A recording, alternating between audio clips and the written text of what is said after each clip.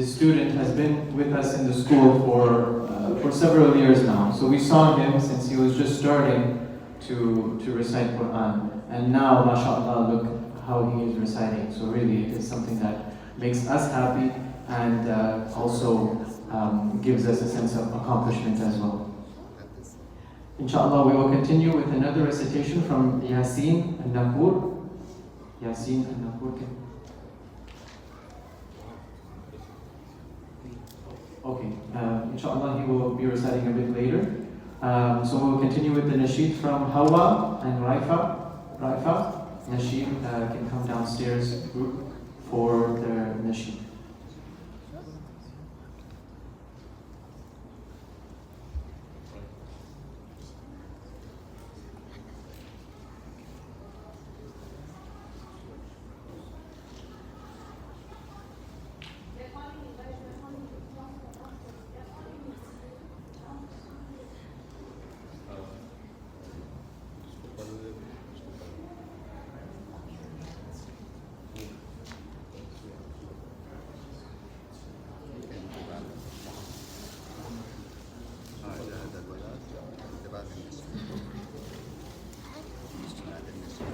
بسم الله أعوذ بالله من الشيطان الرجيم بسم الله الرحمن الرحيم والليل إذا يغشى والنهار إذا تجلى وما خلق الذكر والأنثى إن سعيكم لشتى فأما من أعطى واتقى وصدق بالحسنى فسنيسره لليسرى وأما من بخل واستغنى وكذب بالحسنى فسنيسره للعسرى وما يغني عنه ماله إذا تردى إن علينا للهدى وإن لنا الآخرة والأولى فأنذرتكم نارا تلظى لا يصلاها إلا الأشقى الذي يؤتي ماله يتزكى وما لأحد عند ربه من نعمة تجزى إلا ابتغاء وجه ربه الأعلى ولسوف يرضى صدق الله العظيم.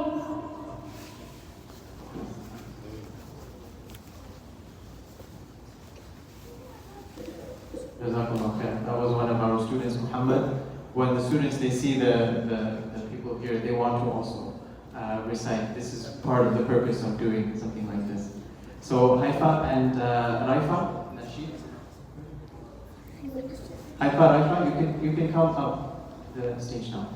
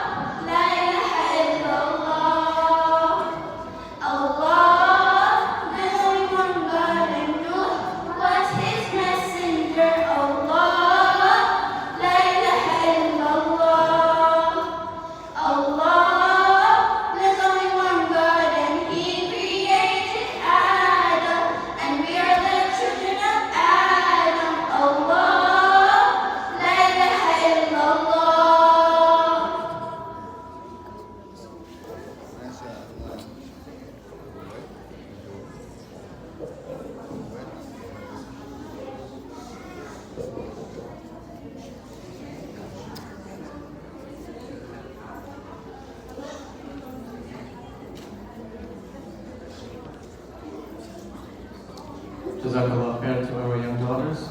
Inshallah, we will have another group of Nasheed from our daughters as well, Alima, Amina, and group. They will do a Nasheed. They can also come down to the stage, inshallah. The boys in the back can come forward. Alayka, Afan, Isa, Abdullah. Omar also come forward.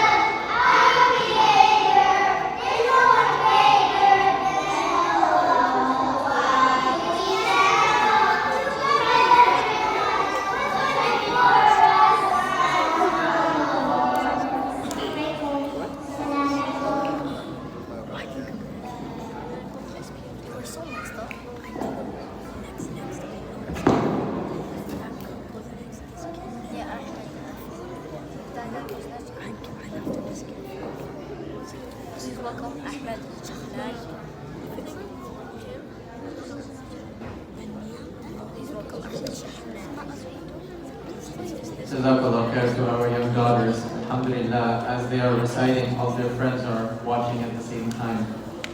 Now we will call to the stage Ahmed Shami. Ahmed Shami will do a recitation of Quran.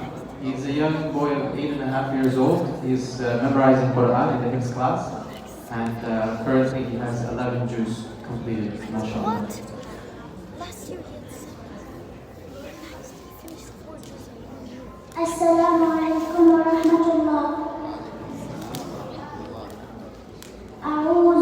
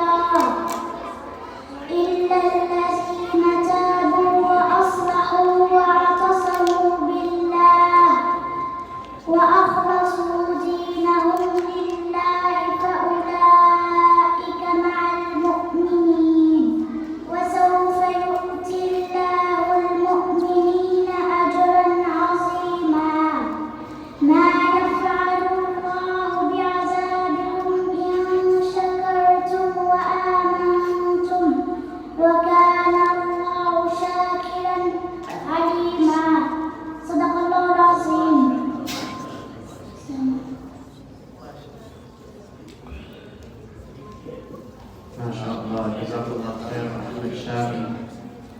You see, the Quran is really a book for all ages. Any age, if their heart is connected and open to learning the Quran, then Allah subhanahu wa ta'ala, He will allow the book to come into the heart.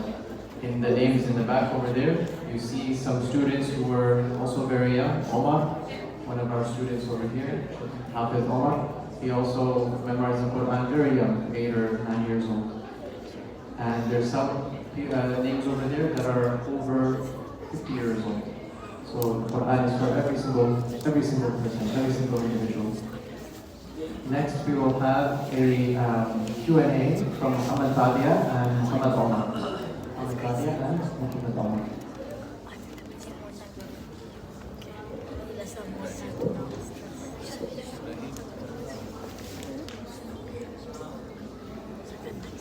Assalamu alaikum wa rahmatullahi wa barakatuh. Alaykum assalam wa rahmatullahi wa barakatuh.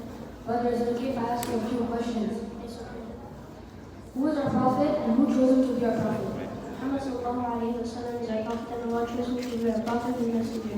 Where was Rasulullah sallallahu alayhi wa sallam born? He was born in Mecca. What was his parents' name? His father's name was Abdullah and his mother's name was Amina. At what age did the Prophet sallallahu alayhi wa sallam get married to Khadija radiallahu anha? He got married to Khadija radiallahu anha at the age of 25. When did he receive the first divine revelation, also known as Wahi? He received the first divine revelation at the age of 40. What is the first surah to be revealed? The Surah Al-Alaq is the first surah to be revealed. Who brought the revelation to Prophet sallallahu alayhi wa sallam? Hazrat Jibril brought the revelation, also known as Wahi, to him. And how many years was the Quran revealed? 23 years. How many years did he live in Mecca after he became a prophet? He lived in Mecca for 13 years after he became a prophet. After 13 years, where did he migrate to? He migrated to Medina. How many years did he live in Medina? He lived in Medina for 10 years. At what age did Prophet sallallahu alayhi wa sallam pass away? He passed away at the age of 63. Where was the Prophet sallallahu alayhi wa sallam buried? He was buried in Medina. Jazakallah khair for answering my questions today. Jazakallah khair. Assalamu alaikum.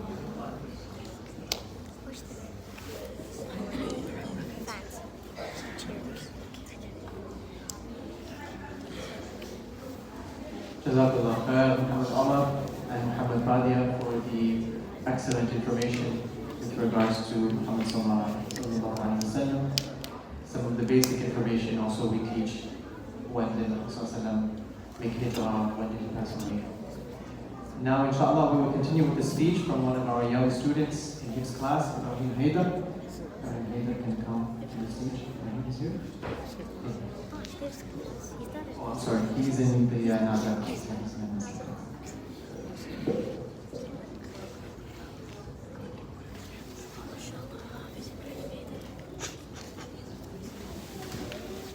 Assalamu alaikum wa rahmatullahi wa barakatuh. Alhamdulillahi wa kafa, wa salamun ala ibadihi allazina istafa. Every nation has its own heroes. These heroes are sources of admiration. But who is a real hero? He is a person usually admired, respected for certain qualities he is given with, or for certain acts of bravery and courage. Today, I will be talking about a very powerful and fearless hero who goes by the name of Tariq bin Ziyad. Tariq bin Ziyad was born in the tribe of Nafzawa, a Berber tribe from North Africa. His father was an early convert to Islam when he had joined the faith. When his father had passed away, he was still a young teenager and had joined the Muslim army and showed great courage and bravery, and soon gained the trust of Musa ibn Nasir, known as the second liberator of Africa. Tariq was a courageous leader and spread love and devotion towards Allah's cause and his followers. He was a lion-hearted, valiant man of Islam. He was the conqueror of Andalusia, now known as Spain. Many brave men have conquered the states and hometowns in history, but his place is different. The blue waters of the Mediterranean Sea did not realize that a new tale would be written. When he had arrived at the coast of Andalusia, Lucia, he told his troops, Andalusia will start a new golden age. The soldiers saw a large number of enemies in front of them and wanted to turn back. Then the great commander burned his ships. They had no means of return to their hometown. So either Andalusia would be conquered or they would be martyrs. Then he told his army, the sea behind you is like the enemy, and before you is the enemy like the sea. Where will you run to? Then he said that either your sword will bring your enemy as vast as the sea to their knees, or either the sea will be filled with your blood. And in the end, the Muslim army conquered Spain, and one by one, they had conquered the whole Iberian Peninsula. Every time a ship passes from the Atlantic Ocean to the Mediterranean Sea, the passengers will see Mount Gibraltar, or will even have to stop there. Mount Gibraltar, which means Jabal al-Tariq in Arabic, was named after Tariq bin Ziyad, our hero whose name has been as long-lasting as the mountain named after him.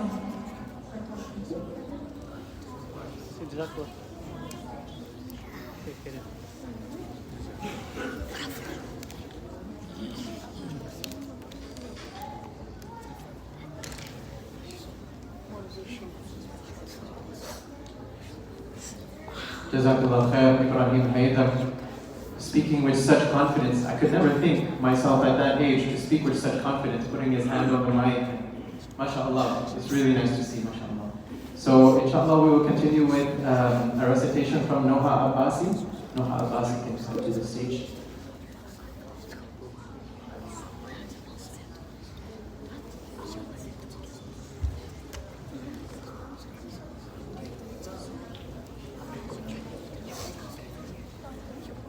Assalamu alaikum. أعوذ بالله من الشيطان الرجيم. بسم الله الرحمن الرحيم. والشمس وضحاها والقمر إذا تلاها والنهار إذا جلاها والليل إذا يغشاها والسماء وما بناها والأرض وما طحاها ونفس وما سواها فألهمها فجورها وتقواها قد أفلح من زكاها وقد خاب من دساها كذبت ثمود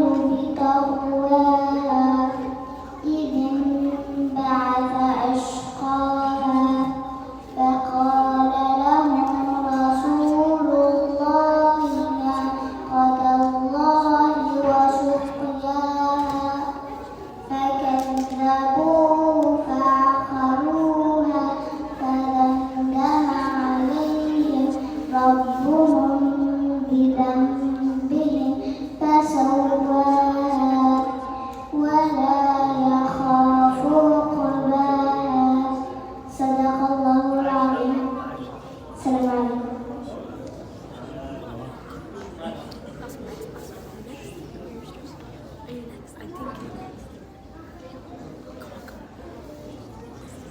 MashaAllah. Jazakallah khair. Noha, inshallah, we will continue with Asim Rawaniya, Nasheed from Asim Rawaniya.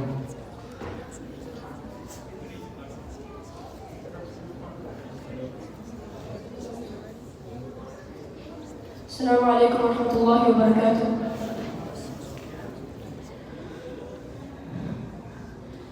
يا دعاة رب السماء صنعات في الأرض نورا يا قلوبا فيها الوفاء بشراكم اليوم سرورا وسهلا قوما ورحنا منا لكم كل احترام أنتم بنيتم أنتم زرعتم في همتي حب الأنام في همتي حب الأنام يا دعاة رب السماء يا من صنعتم في الأرض نورا يا قلوبا فيها الوفاء بشركم يوم السرورا أعلامنا يا قد شع صدقا في سعيكم نحو السلام كانت بداية حتى النهاية في قلبكم صدق الكلام في قلبكم صدق الكلام يا دعاة رب السماء يا من صنعتم في الأرض نورا يا قلوبا فيها الوفاء بشركم يوم السرورا ساهمتم في نشر خيري مثل السحاب والغمام بوركتم في رب دوما حققتم جيب الأعلام حققتم جيب الأعلام يا دعاة رب السماء يا من صنعتم في الأرض نورا يا قلوبا فيها الوفاء بشركم يوم السرورا السلام عليكم.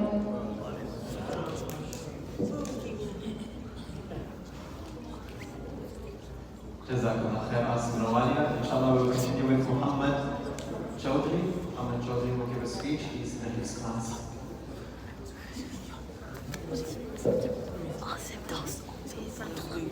عاصم مساكشن والله عاصم.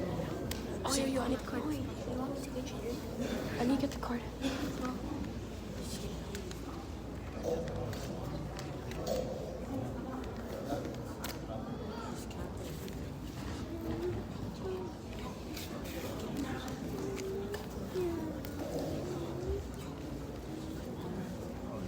السلام عليكم ورحمة الله.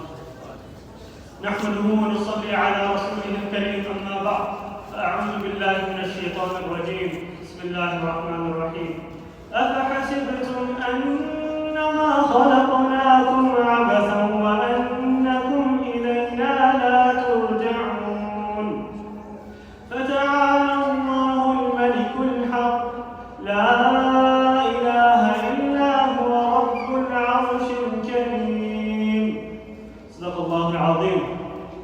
My dear respected scholars, elders, brothers, sisters, I would like to begin this talk by asking a very simple question. Who here does not have a phone? Raise your hands. Who doesn't have a phone? If we look, the majority of us did not raise our hands. We all have some sort of smartphone regardless of what it is. It might be Apple, Samsung, Huawei, Google, regardless of whatever it is, we all have a smartphone. This is because these smartphones have taken over our lives. And they've covered our lives. Forget smartphones for a second, let's look at technology in general. We have fridges, and so we have smart toasters, smart fridges, smart glasses, headphones, smart watches. We have all these pieces of technology. We have something that we can take photos on, browse the internet, that was designed to do what? To store our food and keep it cold. My brothers, this has become such a big part of our life. It sounds ridiculous, but it's true. We can, we have the ability to do so many things. In a matter of seconds, we could be on call with someone across the world. Sometimes, nowadays we have these Teslas. We have the ability to control our vehicles with our phone. We can reverse it, moving forward, do whatever we want just with our phone. So now, with these devices in our pockets, in the palm of our hands, How do we use it effectively so that we make good use of our time? How do we use it so we are controlling it and it is not controlling us? Smartphones have undoubtedly brought numerous distractions. Like Mullah was saying yesterday, these are weapons of mass distraction. Most of our time is spent on our phones, scrolling, playing games, endless entertainment on our fingertips. It's so easy to lose track of our time and neglect our responsibilities, including our spiritual obligations. For example, majority of the time, we take a 5-minute break here and there. Once that 5-minute break, it turns into what? It turns into a 1 or 2 hour break. We end up scrolling on Instagram. We want that 5-minute break, go through 5 reels. We spend 2 hours on Instagram. We could use that time and make it effective in some way. We could make that time productive. We went from tablets to scrolls, from scrolls to books, and back to scrolling books on our tablets. My brothers and sisters, this time that is simply wasted could be spent in so many more productive things. We could be taking advantage of this time, put it towards the rush assignments that we always stress about on the due date. We could be put it towards spending more time doing dhikr or ibadah. Instead of spending our Friday evenings scrolling on our phones, we could be going to masjid and attending the shop bazaars or halaqas. We've been having this masjid 6:30 on Friday. Make sure to come inshallah. Additionally, the misuse of these smartphones, they are asbab of helping us engage in haram, in forbidden activities. There's a saying that says, there's a Muslim who walks, who talks, who eats, who sleeps, who does everything a normal human being does.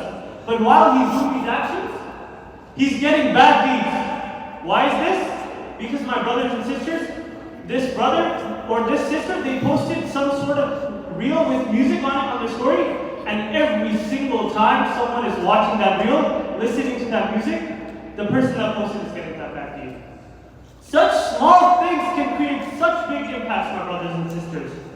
The phone is the biggest asbab of our bad deeds. From accessing inappropriate content to indulging in gossip or slander, these devices can lead us astray from the path of righteousness. There's also a possibility of going onto YouTube, with good intentions.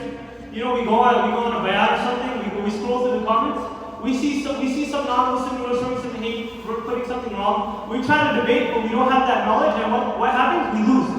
And from there, shaitan gives us waswasa, and we start questioning what Islam is. We start questioning our faith. My brothers and sisters, the question arises, how do we use our phone in such a way that we're using it for good and not bad? The question arises, how do we use it to our advantage and not to our disadvantage? In this digital age, these devices, they serve as valuable tools for learning and spreading knowledge. They provide access to Islamic educational resources, prayer times, we can read the Quran using this, we can go through a book of hadith, read hadith, And these apps, they provide things that will nurture our faith and improve our understanding of Islam. Furthermore, smartphones have become a platform for sharing inspirational and uplifting Islamic content. We can encourage each other to perform good deeds, remind one another of the importance of our faith just by sending a small video. To use the phone in a good manner, we must exercise self-discipline and moderation in our smartphone usage, ensuring that we are using it for good things and not for a means of indulging in negative behaviors. My brothers and sisters, if we go back to the ayah from Surah Mu'minun, the last few verses, Allah subhanahu wa ta'ala says, أَفَحَسِبْتُمْ أَنَّمَا خَلَقْنَاكُمْ عَبَثًا وَأَنَّكُمْ إِلَيْنَا لَا تُرْجَعُونَ. Then did you think that we created you uselessly and that to us you would not be returned? Then Allah subhanahu wa ta'ala proceeds to say, فَتَعَالَى اللَّهُ الْمَلِكُ الْحَقِّ لَا إِلَهَ إِلَّا هُوَ رَبُّ الْعَرْشِ الْكَرِيمِ. So Allah, exalted is Allah, the sovereign, the truth. There is no deity except Him, Lord of the noble throne. These verses challenge us to ponder whether we're living a life of significance or we're wasting our time. So, now the time has come, school has started, we have to start taking these phones to our advantage, start building, making it a means of success and good usage, build a schedule, use it in a way that will benefit you, not, distract you, not, become a means of negative stuff. So my brothers and sisters, please forgive me if I said anything wrong. Jazakallah khairan. Assalamu alaikum.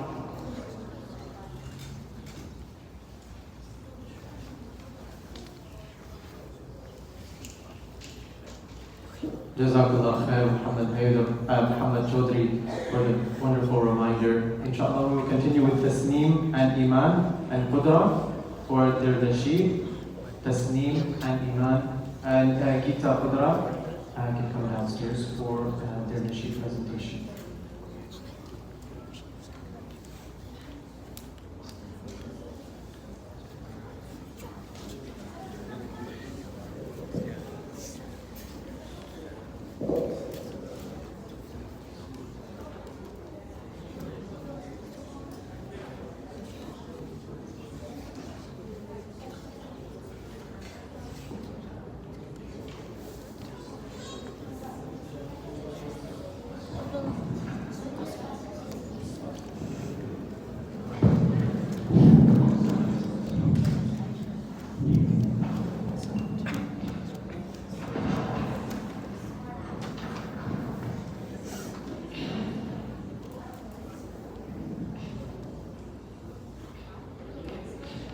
السلام عليكم. شكرا يا ربي شكرا، هديت قلبي شكرا، نورت دربي شكرا. شكرا يا رب، شكرا يا ربي شكرا، هديت قلبي شكرا، نورت دربي شكرا. شكرا يا رب يا منزل القرآن، يا خالق الإنسان، يا رب يا رحمن. شكرا يا رب، شكرا يا رب يا منزل القرآن، يا خالق الإنسان، يا رب يا رحمن. شكرا يا رب، شكرا يا رب، شكرا يا ربي شكرا، هديت قلبي شكرا، نورت دربي شكرا. شكرا يا رب أنا بصلاتي أسلم، وبالسعادة أنعم، أفخر أني مسلم. شكرا دوما يا رب، شكرا يا رب يا خالق الأكوان، يا رب يا رحمن، أكرمني بالغفران. شكرا يا رب، شكرا يا رب يا خالق الأكوان، يا رب يا رحمن، أكرمني بالغفران. شكرا يا رب، شكرا يا رب، شكرا يا ربي شكرا، هديت قلبي شكرا، نورت دربي شكرا. شكرا يا رب، شكرا يا ربي شكرا، هديت قلبي شكرا، نورت دربي شكرا. شكرا يا رب، نور يا ربي دربي، واستر يا ربي عيبي، واغفر يا ربي ذنبي.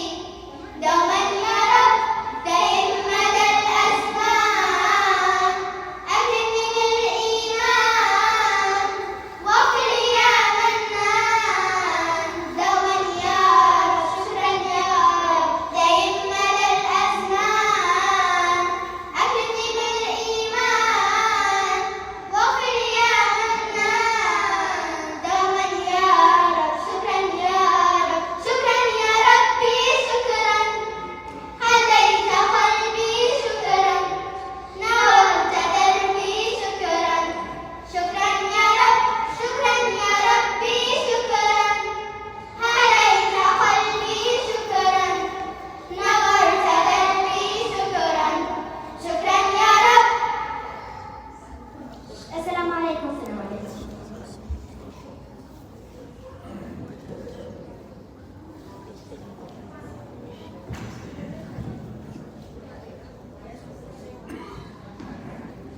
Jazakallah khair, our daughters. Our last recitation, which we will close off with for our children's program, will be Aban Haider. Aban Haider can give his recitation, and then we will start our speech, inshallah. أعوذ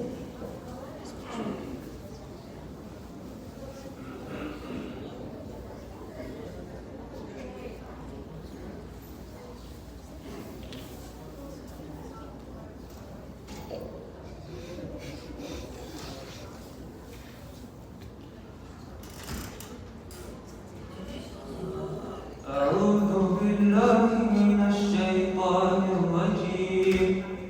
بسم الله الرحمن الرحيم.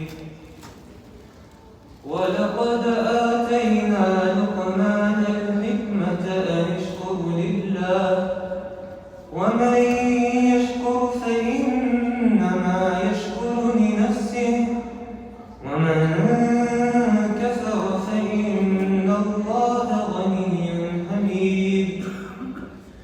وإذ قال لقمان لابنه وهو يعظه يا بني لا تشرك بالله إن الشرك لظلم عظيم. ووصينا الإنسان بوالديه حملته أمه وهنا على وهن وفصاله في عامين أن اشكر لي ولوالديك إلي المصير. وإن جاهداك على أن تشرك بي ما ليس لك به علم فلا تطعهما وصاحبهما في الدنيا معروفا واتبع سبيل من أناب إلي ثم إلي مرجعكم فأنبئكم بما كنتم تعملون. يا بني إنها إن تك مثقال حبة من خردل فتكن في صخرة أو في السماوات أو في الأرض يأت بها الله إن الله لطيف خبير. يا بني أقم الصلاة وأمر بالمعروف وانه عن المنكر واصبر على ما أصابك إن ذلك من عزم الأمور. ولا تصعر خدك للناس ولا تمش في الأرض مرها إن الله لا يحب كل مختال فخور. واقصد في مشيك واغضض من صوتك إن أنكر الأصوات لصوت الحمير. صدق الله العظيم. Jazakallah khair, Aban. Aban was also one of the imams for Taraweeh this year. So after they study in this school, then they also go on to do Taraweeh to review their Quran as well. So inshallah we will continue with a speech by our esteemed scholar Sheikh Sajid Huya. He did his Alimiyya. He started in Jamia al-Ulum al-Islamiyya in Ajax, and then he continued to South Africa, and he completed his Alimiyya in Abu Bakr Masjid in Toronto, in Ontario. And he's currently serving as the Imam of Islamic Center, SQ Masjid. So inshallah we will welcome our esteemed scholar Sheikh Sajid. A reminder to our dear sisters that if they would to please keep silent during the speech out of respect for our scholar, and if you require for your children in the back there is a room where you can look after them, and there are some volunteers also that can help you.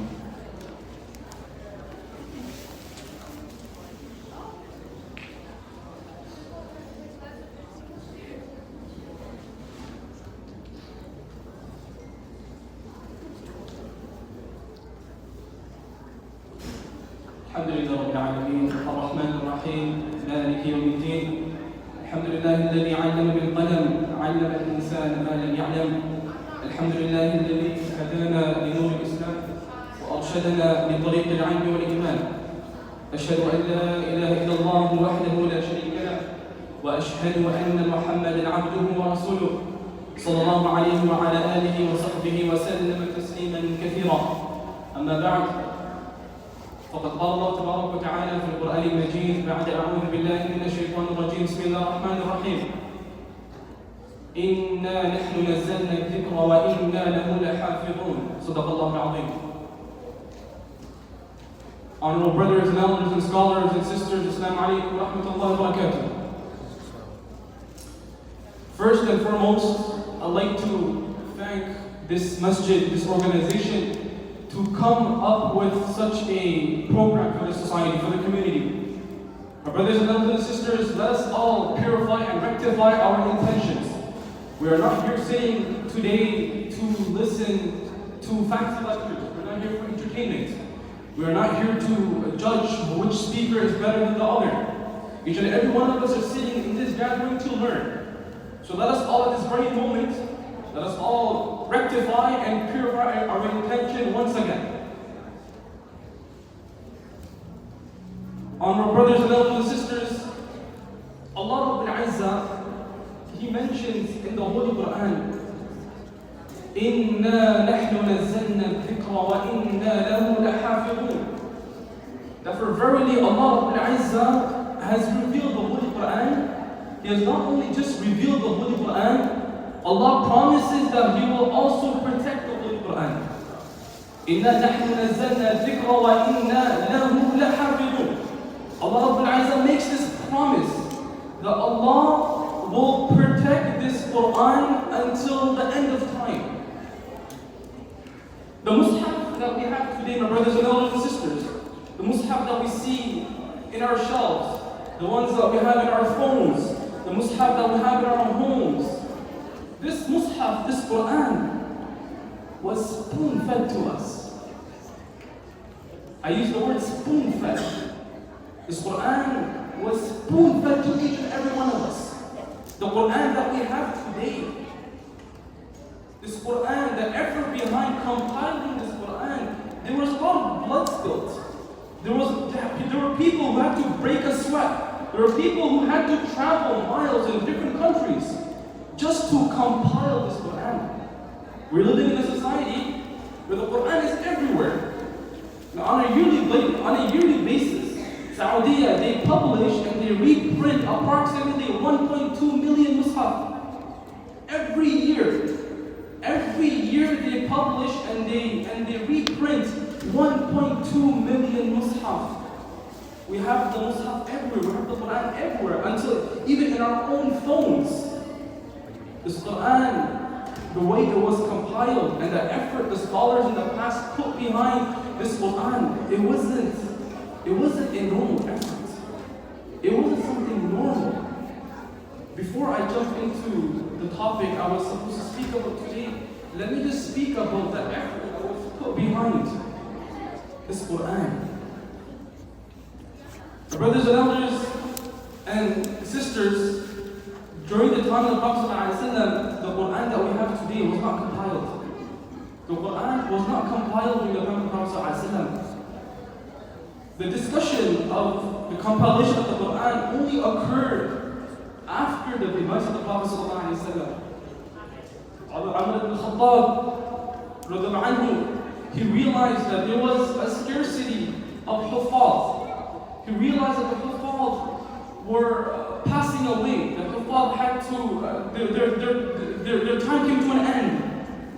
And he realized that this Quran had to be compiled.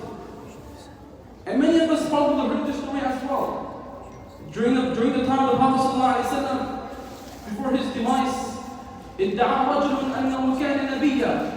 A person came about and he called towards prophethood. He told everyone that he's a prophet. وَدَعَ النُّبُوَّةِ. He called everyone towards nubuwwah, that he was a prophet. This person's name was Musaylama al-Kadhdhab. The Prophet of Allah named him as Musaylama Kadhab. His name was Musaylama, where our beloved Prophet ﷺ also put the nickname after Al-Kadhab, the liar. This individual, he started to gather his own people. He started to amass, he started to gather his people. He had a big entourage, he had a big following. People believed that he was another prophet. And subhanAllah, in the books of Tafasir, many of the Bedouins, many of the people of the desert, when they came to him and they asked him that, did Allah reveal any surah to you? He would say, yes, Allah revealed a surah to me. And he would recite, Al-Fil, Mal-Fil, Wama Adraka Mal-Fil. He would make up his own verses. He would say, Al-Fil, Mal-Fil, Wama Adraka Mal-Fil. Now Allah has given me verses. Allah is revealing down to me verses. I am a prophet. The Prophet of Allah, in his time, he couldn't tackle this fitna. There were other main concerns. There were other concerns that he had to tackle. Reason why the Prophet of Allah did not face Musaylama Kadhab directly. The Prophet of Allah passed on. And during the Khilafah of Abu Bakr anhu, this fitna got very big. It got really big. It got really big. So now going back, I just missed one point. During the time of the Prophet of Allah did send a Sahabi. He did send a Sahabi to confront and to speak to Musaylama ibn Kadhab so that he calms down, so that he could stop this claim of his. The Prophet of Allah was sitting with the Sahaba when a person, a messenger came to him with a letter. The Prophet of Allah opens this letter, and it is written in this letter that when Musaylama Rasulullah sallallahu alayhi wa sallam ila Muhammad Rasulullah sallallahu alayhi wa sallam. This person Musaylama, he sends a letter to the Prophet of Allah sallallahu alayhi wa sallam saying that this letter is from Musaylama, who is also a prophet, and this letter is being sent to Muhammad sallallahu alayhi wa sallam as well. And it's written in this letter that إِنِّي قَدْ أُشْرِكْتُ فِي هَذَا الْأَمْرِ مَعَكَ, that I have now partnered with you, O Rasulullah, in this work. He is claiming this. In this letter he wrote this, that إِنِّي قَدْ أُشْرِكْتُ فِي هَذَا الْأَمْرِ مَعَكَ, that I have made myself a partner with you in this work. The Prophet of Allah did not like this. The Prophet of Allah was the only prophet. This made the face of the Prophet of Allah, the beloved face of our Prophet, it made it very red. He looked towards the crowd and he asked if a Sahabi, a courageous person, رَجُلٌ جَرِيئًا, a person who could stand up and take this letter back to Musaylama. And the Prophet of Allah knew that this mission isn't an easy mission. He knew that whoever goes out back to Musaylama and whoever returns this letter back to Musaylama with the message that I have to deliver, Musaylama will not treat this person normally. So the Prophet of Allah, he looks into the crowd, and a Sahabi by the name of Habib ibn Zayd. Habib ibn Zayd, he stands up. And he says, "O Prophet of Allah, I will take your letter, I will take your message back to Musaylama." Fasara al-Famin. He traveled for 1,000 kilometers approximately. He goes all the way to a place called Yamama. He goes to a place called Yamama. And when he goes to the court of Musaylama, he gives him the letter the Prophet of Allah made the Sahabi write. When he opens it, he sees that the first line, the Prophet of Allah replies back to him by saying, "Min Muhammad Rasulullah sallallahu alayhi wa sallam ila Musaylama Kadhab." And this is what triggered him. When he read this, the Prophet of Allah is calling me a liar. Min Muhammad Rasulullah sallallahu alayhi wa sallam ila Musaylama Kadhab. This triggered him. He did not like this. He calls his people. He calls a big assembly. He calls all the people in his kingdom. Let's gather around. We have a meeting right now. Now remember, Habib ibn Zayd, he has no one with him. He's all alone delivering this message. He's standing in their territory. He has no help. He has no one to assist him. Now when Musaylama, he gathers his people, he he looks at Habib and he tells him, أتشهد أن محمد رسول الله? Do you testify that Muhammad is the messenger of Allah sallallahu alaihi wasallam? He says, verily I do.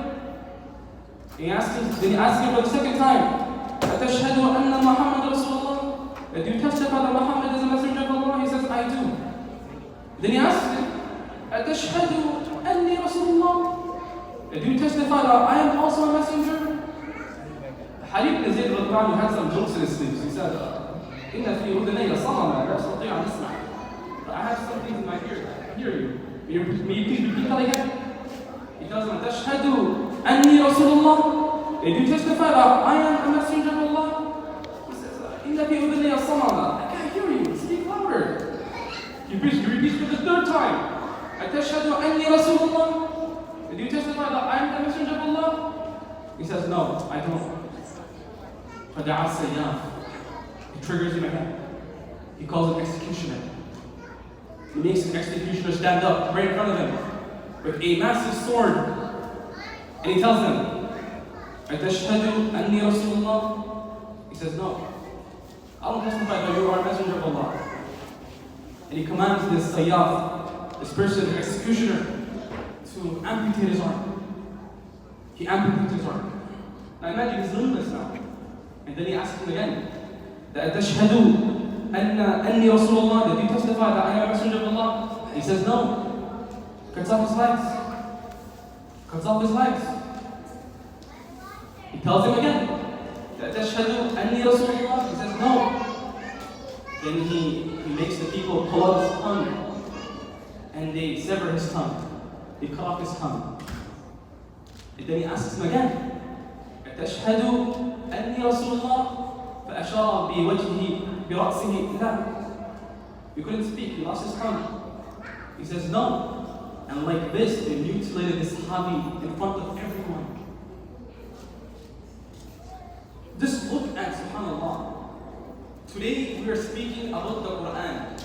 Each and every one of us in this gathering, we are speaking about the Quran. Each and every one of us have to understand that what these scholars went through. We have to understand that what the Sahabas went through, so that because of their effort, because of what they did, today we have the Quran in front of us. So this was a small incident that took place before the demise of the Prophet. When the Prophet passed away, this fitna got very big. It got very big.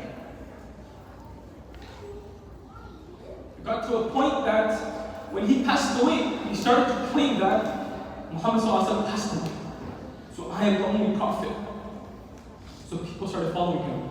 His following grew and grew and grew. So now when Umar ibn Khattab sees this, he tells Abu Bakr that you have to go and make to stop it. You have to go and stop it. So this was the battle called Yamama.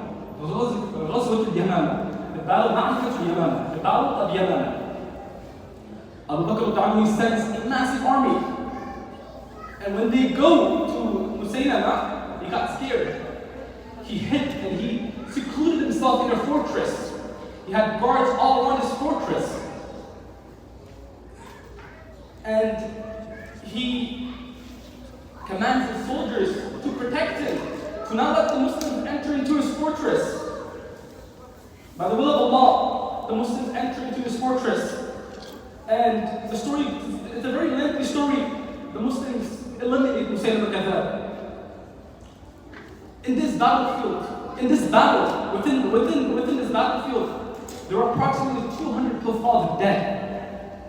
This is what raised the concern for Umar ibn Khattab that we have to compile this Quran. Each and every one of us, we have to compile this Quran. And this is when this proposal was made. And the Quran was finally published after Umar ibn Khattab's Khilafah. It was finally published in the Khilafah of Uthman ibn Affan. My brothers and elders and sisters, this is just a tragedy, a calamity these people faced in the time of the Prophet ﷺ, in the time of the Khulafa al-Rashidun. Look in recent times. Just look 100 years ago. Look at the depredations of the Crusaders, Christians. When they went to Syria, Palestine, North Africa, they burned down all the libraries. They looked for Quran in the libraries and they burned down each and every Quran. For 2 centuries, not for 1 year, for 2 centuries straight, they burned down libraries in Syria, Palestine, and North Africa. But Allah promised us, today we have kids, youngsters, who don't even understand the Arabic language, but they're memorizing the Quran. It is because of the promise of Allah. That Allah made this promise until the end of time. Allah will protect His book.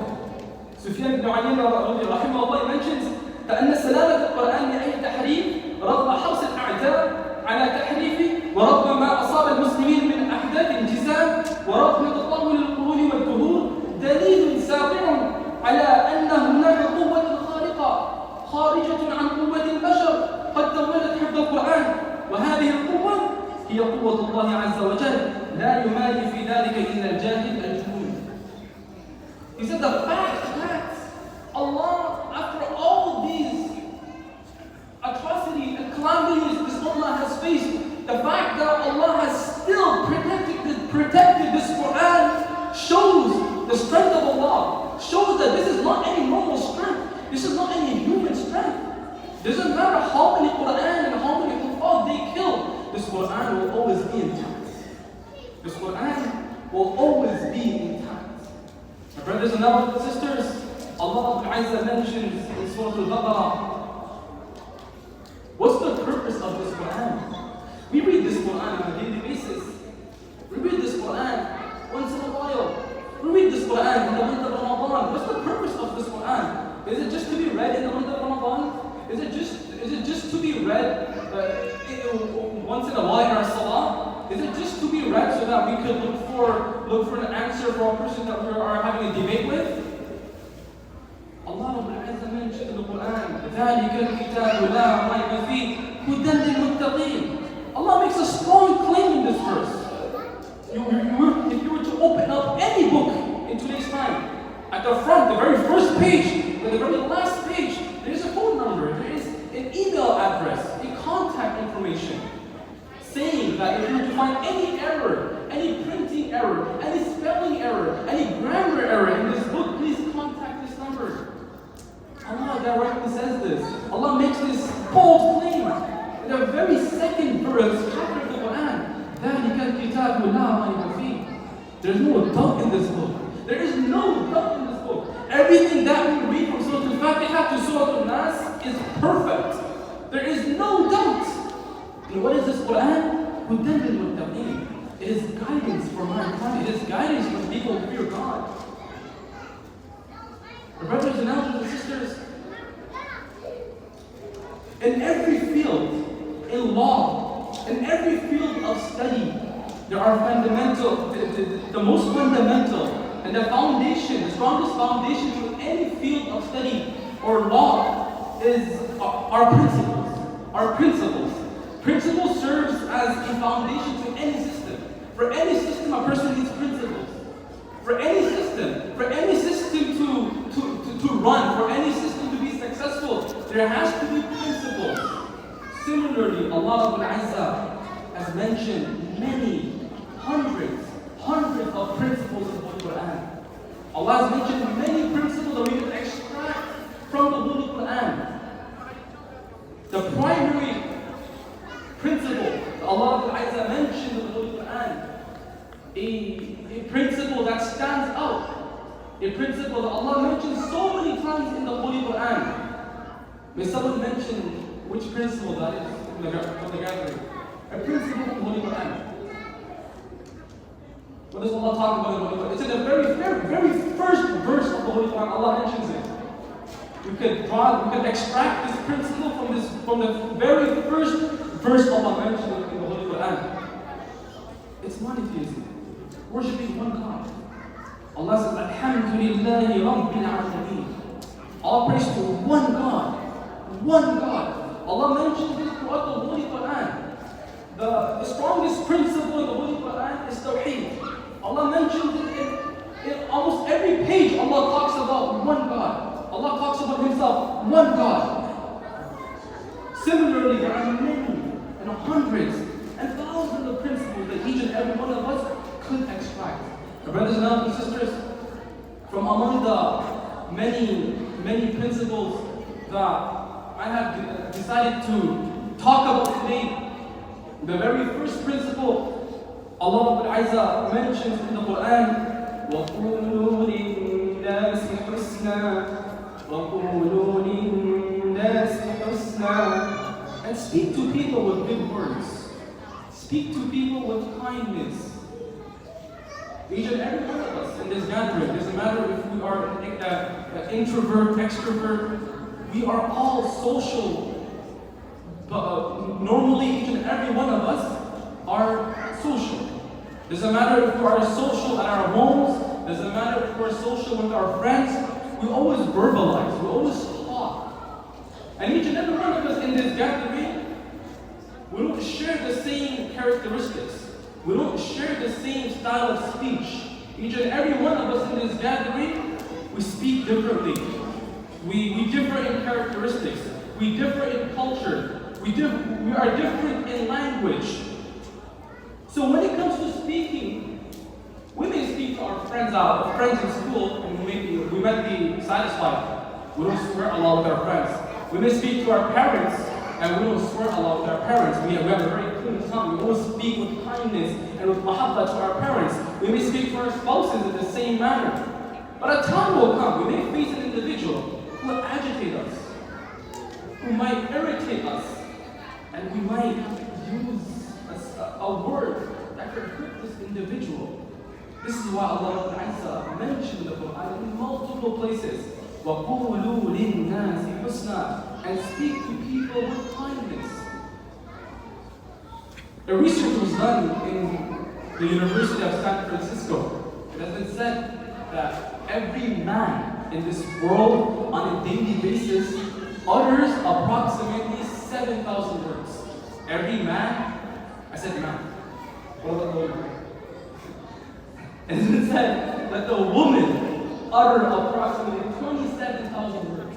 Imagine men uttering 7,000 words, women uttering 27,000 words. Let us ask ourselves this question: that how many times throughout the day we are speaking good?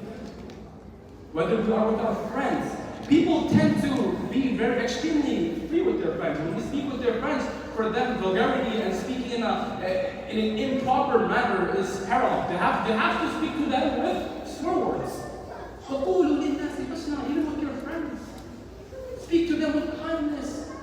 Do not dirty our tongues just because we are with our friends. Now, we're living in a time where memes and jokes cannot be delivered except with swear words. When a person adds swear words, it seems to be more funny. It's a very sad reality we live in. Allah said, حتى Allah tells us, Allah commands us in the Holy Quran, وَلَا تُجَادِلُوا أَهْلَ الْكِتَابِ إِلَّا بِالَّتِي أَحْسَنَ. Do not debate and do not argue with the people of the scriptures except that you debate with them, you talk to them in a good manner. وَلَا تُجَادِلُوا أَهْلَ الْكِتَابِ إِلَّا بِالَّتِي أَحْسَنَ. Do not quarrel and do not argue with the people of the book except that you speak to them in a proper manner. Imagine speaking to the non-believers. We are debating with someone. Allah commands us that we speak to them kindly. Allah then says, in general, speaking to all of mankind, doesn't matter who we are, وَقُولُوا لِلنَّاسِ حُسْنًا, and speak to mankind with goodness. Our brothers and elders, Allah mentions this principle is found in many places in the Holy Quran. Indeed, we are in great need of this principle. Indeed, we are in great need of this principle. And this could be applied to many cases. Allah Azza, He mentions so beautifully in the Quran, وَلَا تَقُلْ لَهُمَا أُفٍّ وَلَا تَقُلْ لَهُمَا أُفٍّ. Hatta even when we are speaking with our parents, do not even say oof. In today's time, do not even kiss your teeth. Our parent tells us, Bilal, go get me a glass of water. Just kissing our teeth. Allah Azza commands us to not do so. وَلَا تَقُلْ لَهُمَا أُفٍّ. Do not even say oof to them. Our parents get something, get some groceries. We're in the middle of a video game. We're able to get that win. 1v1, our parents tell us, say, wait, not now. Not now. Give me a minute. Not now. Allah commands us to not do so. Allah commands us to not speak to our parents like that. Brothers and brothers and sisters, something that I witnessed with my own eyes. Many of our parents, they are old in age. They're not tech savvy. They do not know how to use their cell phones. They have an iPhone 14 and they don't know how to function their phones. A simple question I've seen with my own eyes. A father coming to their child, break up, which is a call. Oh, show me how to send this text message. It's over here, it's over here. Father's over here. Why don't you know? This demeanor, this way of speech with our parents is improper. Allah said, this is, read the tafsir of this verse. The speech that we have with our parents is improper. Allah tells us in the Quran, not just with our parents, whether it's our beggar in the streets, whether we are coming to the mission of Friday, and there are people asking for money in the streets, whether we are in a traffic light and we are waiting for the light to turn green, and a person comes to ask us for money. Allah tells us, do not repel those who are asking you for needs. A person asks us for money, a person asks us for food. Don't ask me right now. Get out of here. Not now. Leave me alone. Brothers and elders, the speech is incorrect. Even when a person is asking us if we cannot provide, smile at the person. Say that we cannot. I cannot provide you at this very moment. On the other hand, we belittle them. Imagine belittling a person who is asking. Our Prophet lived a life of poverty.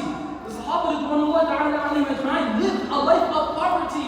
If we were living, if we had the same attitude living in the time of the Sahaba, and we were to see the Sahaba not begging, the Sahaba dying out of hunger for food, imagine this attitude. How much would this attitude get us? How far can this attitude get us? Allah Ta'ala mentioned the Quran as well. وَإِذَا خَاطَبَهُمُ الْجَاهِلُونَ قَالُوا سَلَامًا.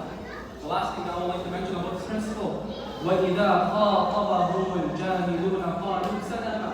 That even if you are communicating and talking to a person who is ignorant, and this person is agitating you, this person is irritating you, his ignorance is getting you angry, say Assalamu alaikum and walk away. Say Assalamu alaikum and walk away. My brothers and sisters, many of us, we use this verse in an improper manner. We use this verse incorrectly. Many people that I've seen with my own eyes, when they debate with another person and emotions are involved in this debate, they, instead of saying, sleep alone, they say, Assalamu alaikum, it's not the time to talk to you. There is a negative connotation in our Assalamu alaikum. Prophet Allah never used to do that as well. When Allah commands us that when you are talking to a person of ignorant, a person who is a jahil, who does not know much, and you are talking to him, although you may say Assalamu alaikum and walk away from him, but do it in a kind manner. من كان يؤمن بالله واليوم الآخر فليكن خيرا. من كان يؤمن بالله واليوم الآخر فليقل خيرا أو ليصمت. The Prophet ﷺ tells us this: that a person who believes in Allah in the next life, فليقل خيرا. Let's say good. If you cannot say good, then stay quiet. Brothers and sisters, this is a principle that is very important.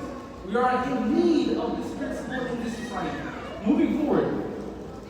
The second principle that I would like to speak about today, Allah Azza mentions in the Holy Quran, وَعَسَىٰ أَن تَكْرَهُوا شَيْئًا وَهُوَ خَيْرٌ لَكُمْ وَعَسَىٰ أَن تُحِبُّوا شَيْئًا وَهُوَ شَرٌّ لَكُمْ وَاللَّهُ يَعْلَمُ وَأَنْتُمْ لَا تَعْلَمُونَ. But perhaps you hate a thing and it is good for you. But perhaps you hate a thing and it is good for you. Something that can apply to every one of our lives. Who knows Maslow lineage? Who heard of Maslow lineage? Any of you guys heard of Maslow lineage? The person 2010 who bought Papa John's with 20,000 bitcoins. 2010, when bitcoins were nothing, he wanted some Papa John's, he wanted some pizza. And he made this transaction happen with 20,000 bitcoins. A year after, you wouldn't realize the value of bitcoins. He's enjoying this pizza. مع عسى تكرهوا شيئا وهو خير لكم مع عسى تحبوا شيئا وهو شر لكم. Momentarily, he is enjoying this pizza. He made a nice transaction. In the long run, it hit him 20,000 bitcoins. Person made this transaction. Our brothers and sisters, Allah has kept hidden messages in everything.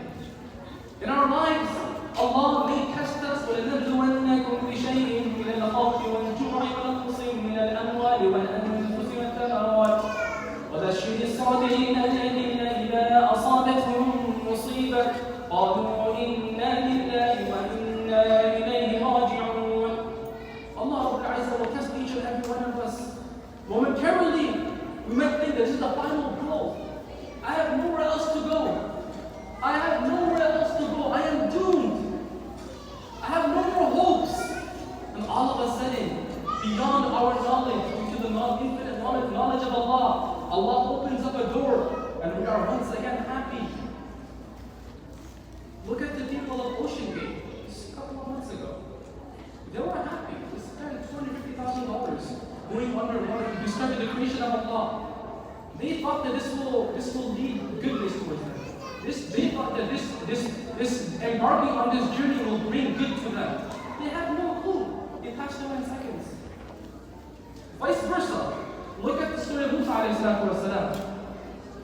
أَنِقْذِفِيهِ فِي التَّابُوتِ فَاقْذِفِيهِ فِي الْيَمِّ فَلْيُلْقِهِ الْيَمُّ بِالسَّاحِلِ يَأْخُذْهُ عَدُوٌّ لِّي وَعَدُوٌّ لَّهُ وَأَلْقَيْتُ عَلَيْكَ مَحَبَّةً مِّنِّي وَلِتُصْنَعَ عَلَىٰ عَيْنِي. Musa alayhi's mother, did she know? Did she know about Allah's plan? She had no clue. يستحيون نساءكم يقتلون أبناءهم يستحيون نساءهم. Fir'aun, you will kill the kids and you will leave the women be. She had no clue. She had no clue that me sending Musa alayhi onto this river, me casting Musa alayhi onto this river will bring goodness. Momentarily, she thought she was doomed. Imagine a mother letting go of her child, not just letting go of this child in the middle of the street or something. Someone may pick this child up in the river, a flowing river, not knowing where this child could go end up. She had no clue. Allah had a better plan for Musa alayhi mother.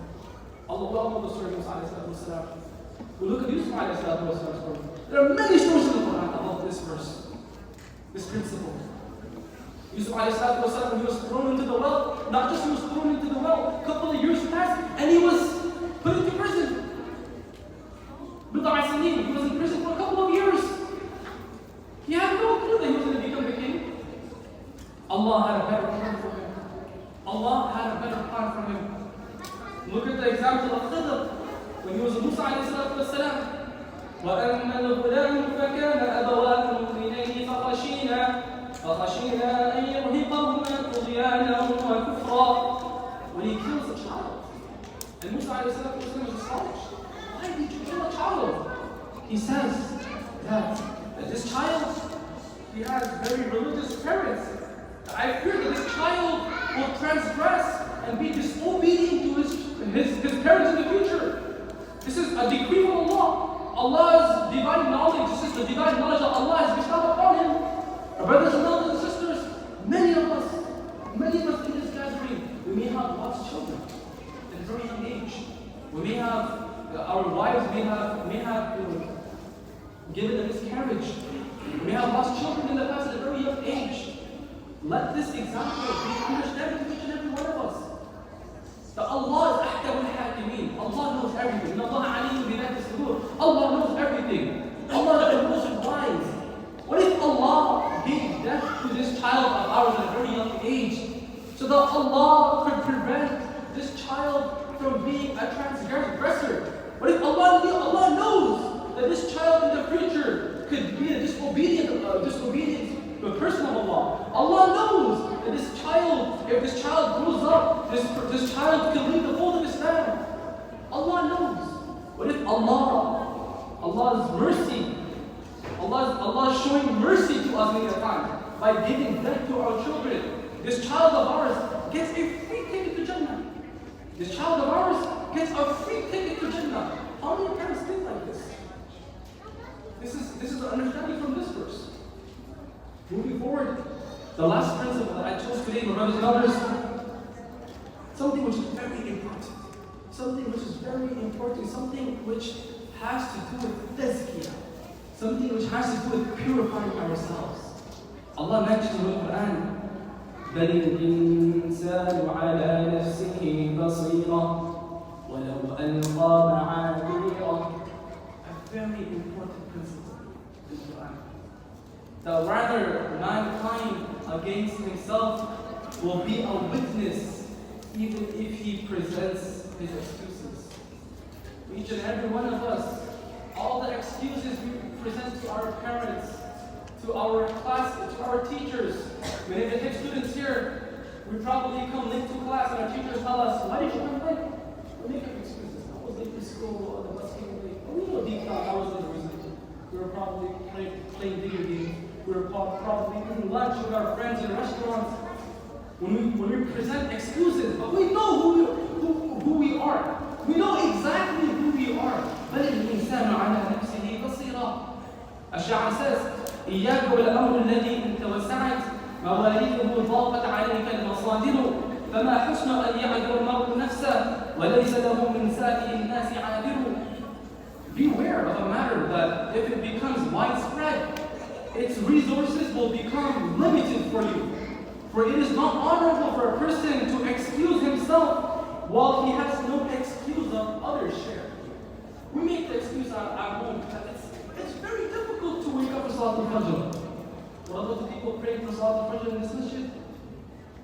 If we could make this excuse at home, and not everyone that has the same exact excuse, there's something wrong. There's something wrong. If we could not wake up for Fajr and we're making excuses, there are people here praying Salat al-Fajr on a daily basis. There are people in other masajid praying in the first saf on a daily basis. Our excuse isn't sufficient. And imagine, brothers and sisters, we know ourselves better than anyone. We know ourselves better than anyone.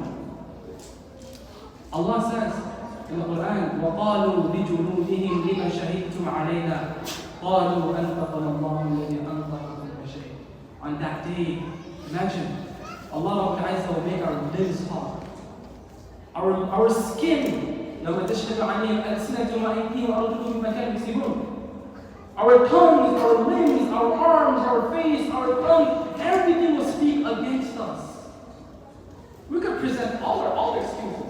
Allah will say, اقرأ كتابك كفى بنفسك اليوم عليك حسيبا. Read your own book. You read it. All the results are there. Imagine after we finish an exam and we come to our parents after we got a big F, we come to our parents saying that we got an A. Many students, they lie to their parents.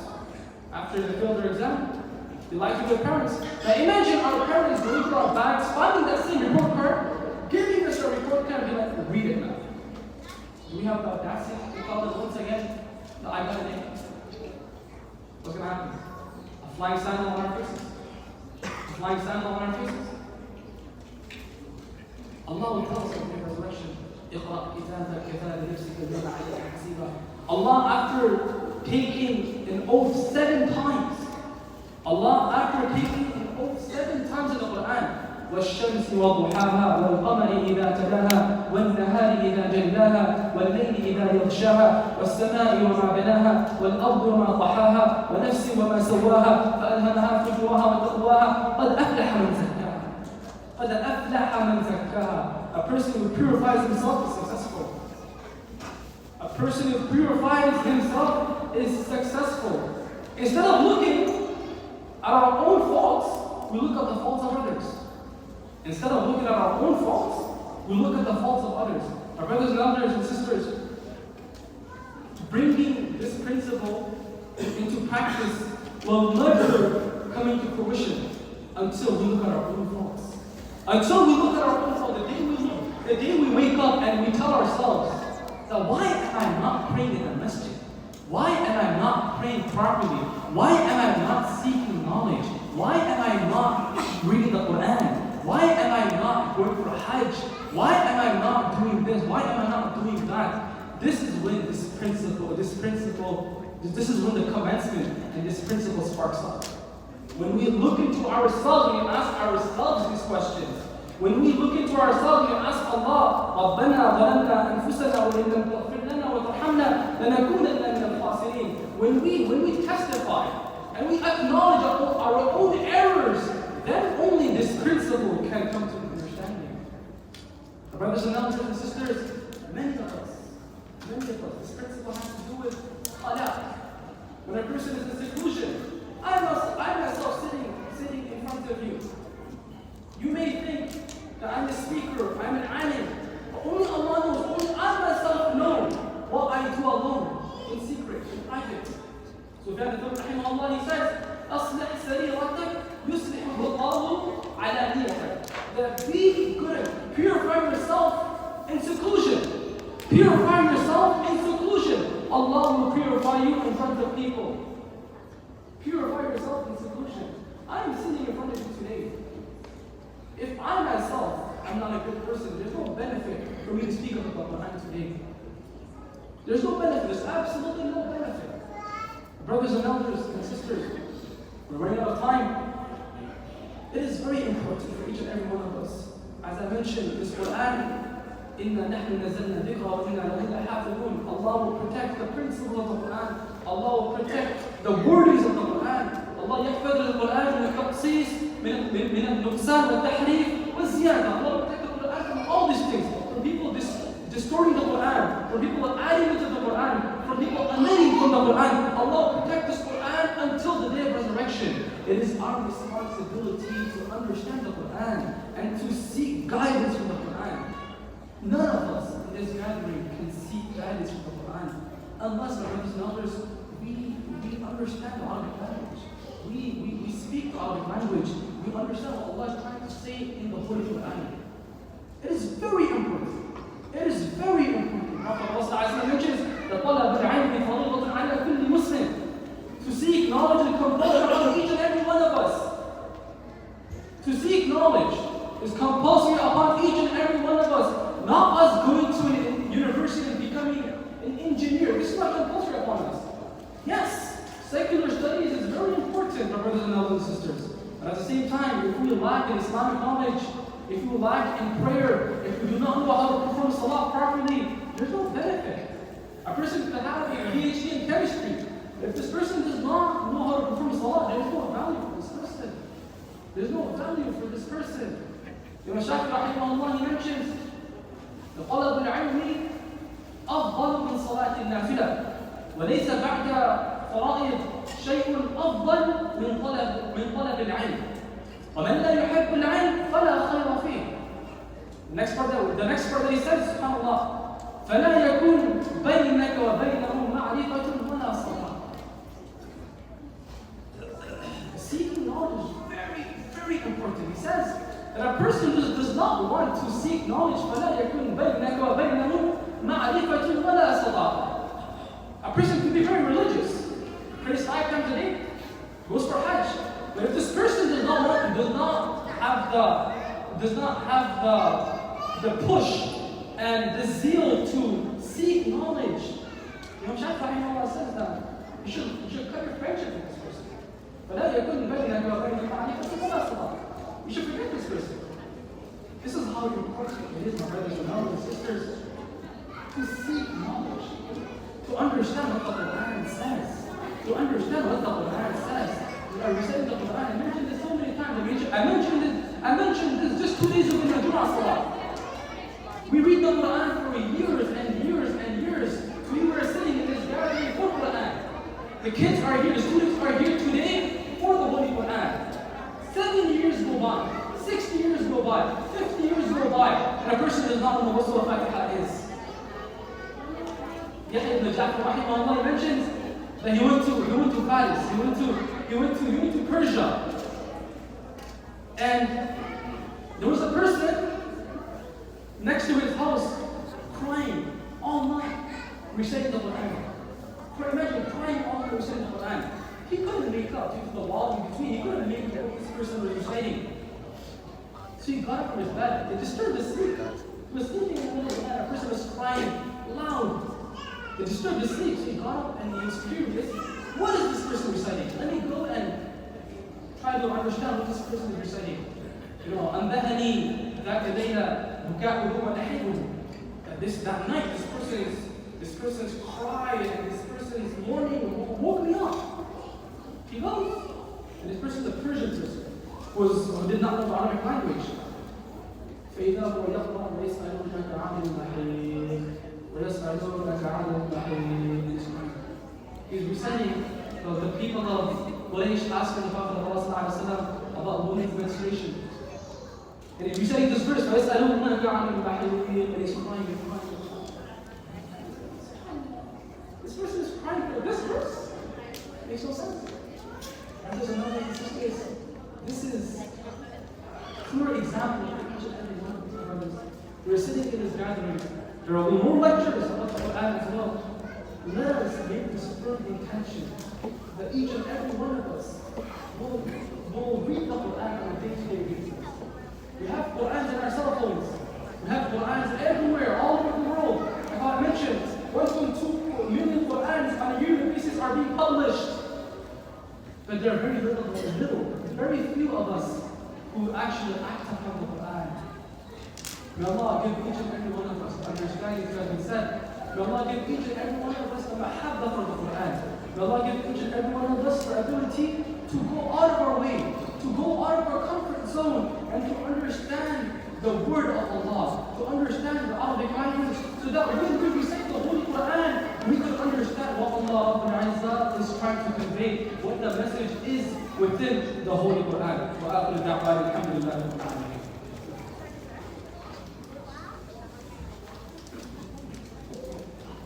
Jazakallah khair, our dear scholar Sheikh Sajid Huyan, for sharing with us the principles of our Holy Quran. We will continue with the speech, inshallah, from Sheikh Omar Multani, and thereafter we will go to the barbecue and come back for Salatul Asr and continue the program. Sheikh Omar Multani, he started off doing his program here at Makkah Masjid, and he continued to do his Alimiya from Darul Uloom Canada, here in Canada. And he now works he's conducting various classes and seminars through EPI on St. Charles, as well as he is giving the halaqah here at Makkah Masjid for the youth on Friday evenings as well. So it is our honor and pleasure to have him here to speak about the Holy Quran.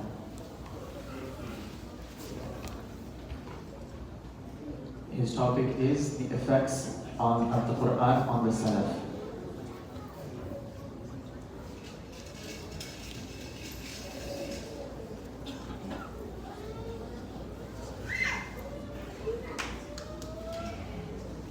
السلام عليكم ورحمة الله وبركاته.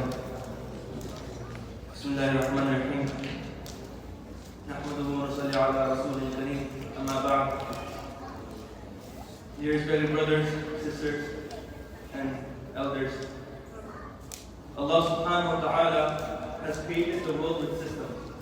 There are systems that Allah subhanahu wa ta'ala runs in this world. These we call the sunnah of Allah subhanahu wa ta'ala. The sunnah of Allah subhanahu wa ta'ala. For example, the orbit of the sun around the Milky Way galaxy, or Earth's orbit. These are all systems of Allah subhanahu wa ta'ala. We come closer, the photosynthesis, all the systems that we see around us, these are what we call sunnah of Allah subhanahu wa ta'ala. There are systems that Allah subhanahu wa ta'ala has placed. But outside of these physical systems, there are also systems that Allah subhanahu wa ta'ala has placed which are not necessarily physical. For example, if you want to achieve something, then it is the sunnah of Allah subhanahu wa ta'ala that you have to work for it. That there goes some certain effort behind that work. If you put that effort, then you attain that thing. That's the normal system of Allah subhanahu wa ta'ala. That's the sunnah of Allah subhanahu wa ta'ala. For example, someone who wants an 80% in exam. He can't give a 60% effort and expect for an 80%. He needs to put that 80% effort to expect the 80% result. He needs to put that effort. So this is the sunnah of Allah subhanahu wa ta'ala, that he needs to do something, he needs to make an effort for having a return, for having an expected return. And this return, Allah subhanahu wa ta'ala deems it such that it will be proportionate to the effort that he makes. So this is a system of Allah subhanahu wa ta'ala. The other system of Allah subhanahu wa ta'ala that I want to take attention towards is the system that of Allah subhanahu wa ta'ala of having a mentor, of having someone to look up to. Someone to look up to in terms of guidance. If you want to attain something, if you want to achieve something, in any way, in any field, then there's always an aspect of mentor and mentee. There's an aspect of teacher and student. When we go to university, there are teachers. When you go to graduate school, then there are professors. Even doctor, when you try to become a doctor, you have to go through residency. And in it, you literally have to shadow the doctor you're following. The doctor that is teaching, you literally have to shadow him. So this is a system of mentor and mentee that Allah subhanahu wa ta'ala has placed in this world. And this is also a part of Islam.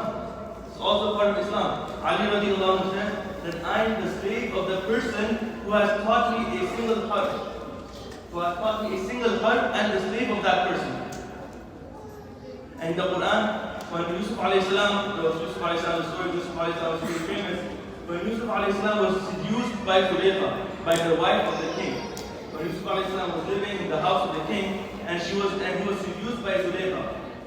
So the Quran says, وَلَقَدْ هَمَّتْ بِهِ, and she advanced towards him.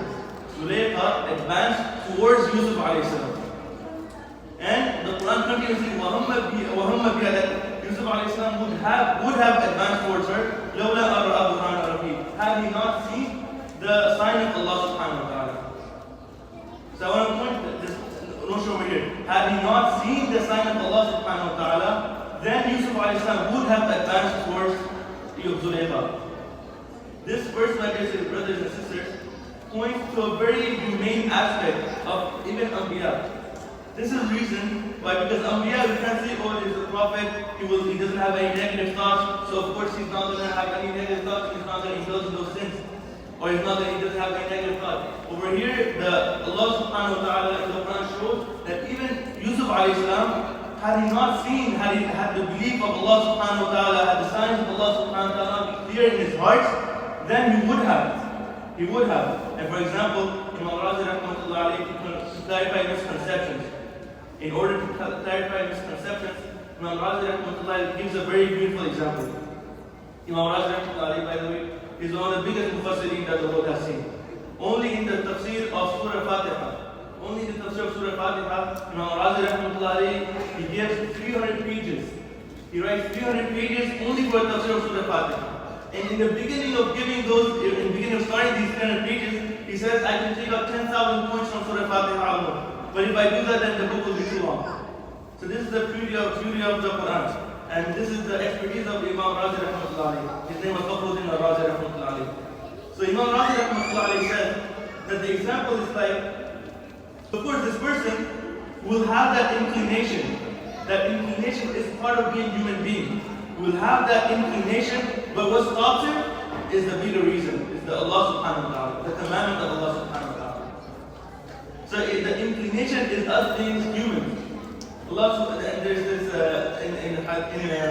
in the ulama when they classify thoughts in 5 categories. This is very important because this also helps us in how we can deal with a negative thought. When we have negative thought, we want to do some sin, we want to indulge some sins, or we have some addictions that we need to break. We have these thoughts. These thoughts are bombarding us. These thoughts bombard us. The story of Yusuf alayhi salam teaches us that we're not supposed to be affected by our thoughts. We're not supposed to identify as our thoughts. Our thoughts can say whatever it wants, but we have to do what the commandment of Allah subhanahu wa ta'ala is. So the scholars separate the level of thought into 5 categories. The first level of thought is called hajis. It's a thought that comes and goes. A thought that comes and goes, it doesn't really bother, it doesn't really affect us. The thought came and went away right away. That's the first type of thought. The second type of thought is a thought. It's a thought that came, stayed for some time, and then left right away. It came, it didn't go right away, it stayed for some time, it went right away. So should I do it or should I not do it? Is that thought? Okay, for example, you have a thought of doing some sin, but the thought came and went right away. It's al-hajjus. The second type of thought is, the thought came and stayed for a bit, should I do it, should I not do it, but then left right away. The third type of thought is hadith al-nafs. Now in this type, it's hadith al-nafs, you're talking to yourself. You're debating yourself. Now you're giving reasons why you should do it, reason why you should not do it. You're literally debating yourself. Should you do it or should you not do it? That's hadith al-nafs. Number four is irada. Irada, intention. Now you made the intention. The third one, you're thinking, should I do it, should I not do it? Number four is now you make the intention. Okay, now I'm going to carry out this action. Now I'm going to do it. You give preference to one of the two. Number five is azam. Now you made the intention. Now you prepared yourself of doing these things. You prepared yourself of doing all the action that you're thinking about. But the beauty of Allah subhanahu wa ta'ala is, and the beauty of this ummah is that all these five categories of thoughts are forgiven. You're not held accountable in any of these five categories. You're not held accountable at any of those five categories. You're only held accountable when you actually do the action, when you actually commit the action. This is when you're accountable. For example, if an architect is building a house, first of all he needs to build a blueprint, right? But once he builds a blueprint, the blueprint is not a physical house. He can't start living in that blueprint. He still needs a physical house. That's the same thing. Our thoughts doesn't need to be our action. And this is the story of Yusuf alayhi salam that teaches us that the thought cannot be our action. So their thought was there. So Allah subhanahu wa ta'ala says, Dawla abra burhana rabbi. Had he not seen the sign of Allah subhanahu wa ta'ala. And then the Mufassirin, they speak about what this sign was. So again, Raja rahmatullah alayhi, he brings the narration of Ibn Abbas radiallahu ta'ala anhu, which I want to point out. He says that this thought, this burhan, this sign of Allah subhanahu wa ta'ala was, he saw a vision of his father, Yaqub alayhi salam. Ibn Abbas radiallahu anhu, that he saw a vision of his father, Yaqub alayhi salam, and in that vision, Yaqub alayhi salam was biting on his nails, and he was saying, are you going to do a shameful action, and while you are amongst the prophets?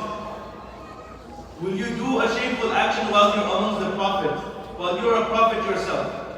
So this Burhan, this was a level of mentor and mentee relationship that Yaqub alayhi salam shared with Yusuf alayhi salam.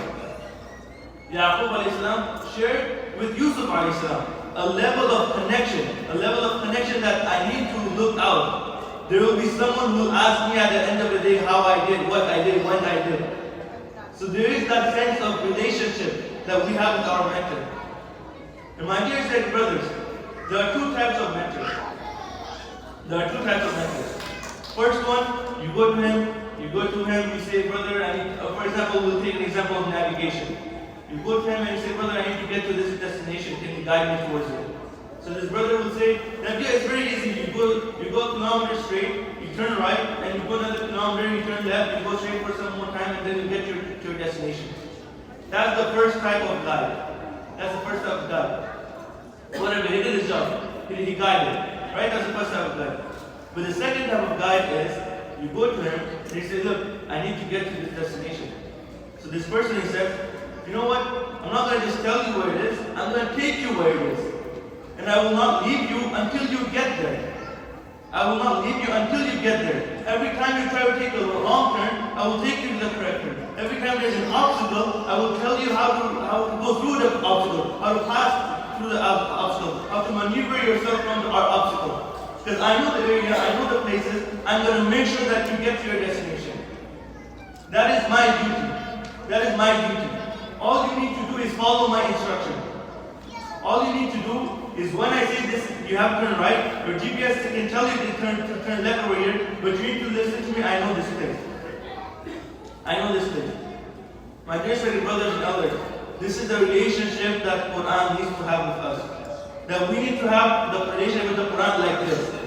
We need to treat the Quran as our mentor. And Allah subhanahu wa ta'ala has given us the Quran, not only a first type of mentor, but the second type of mentor that takes us to our destination.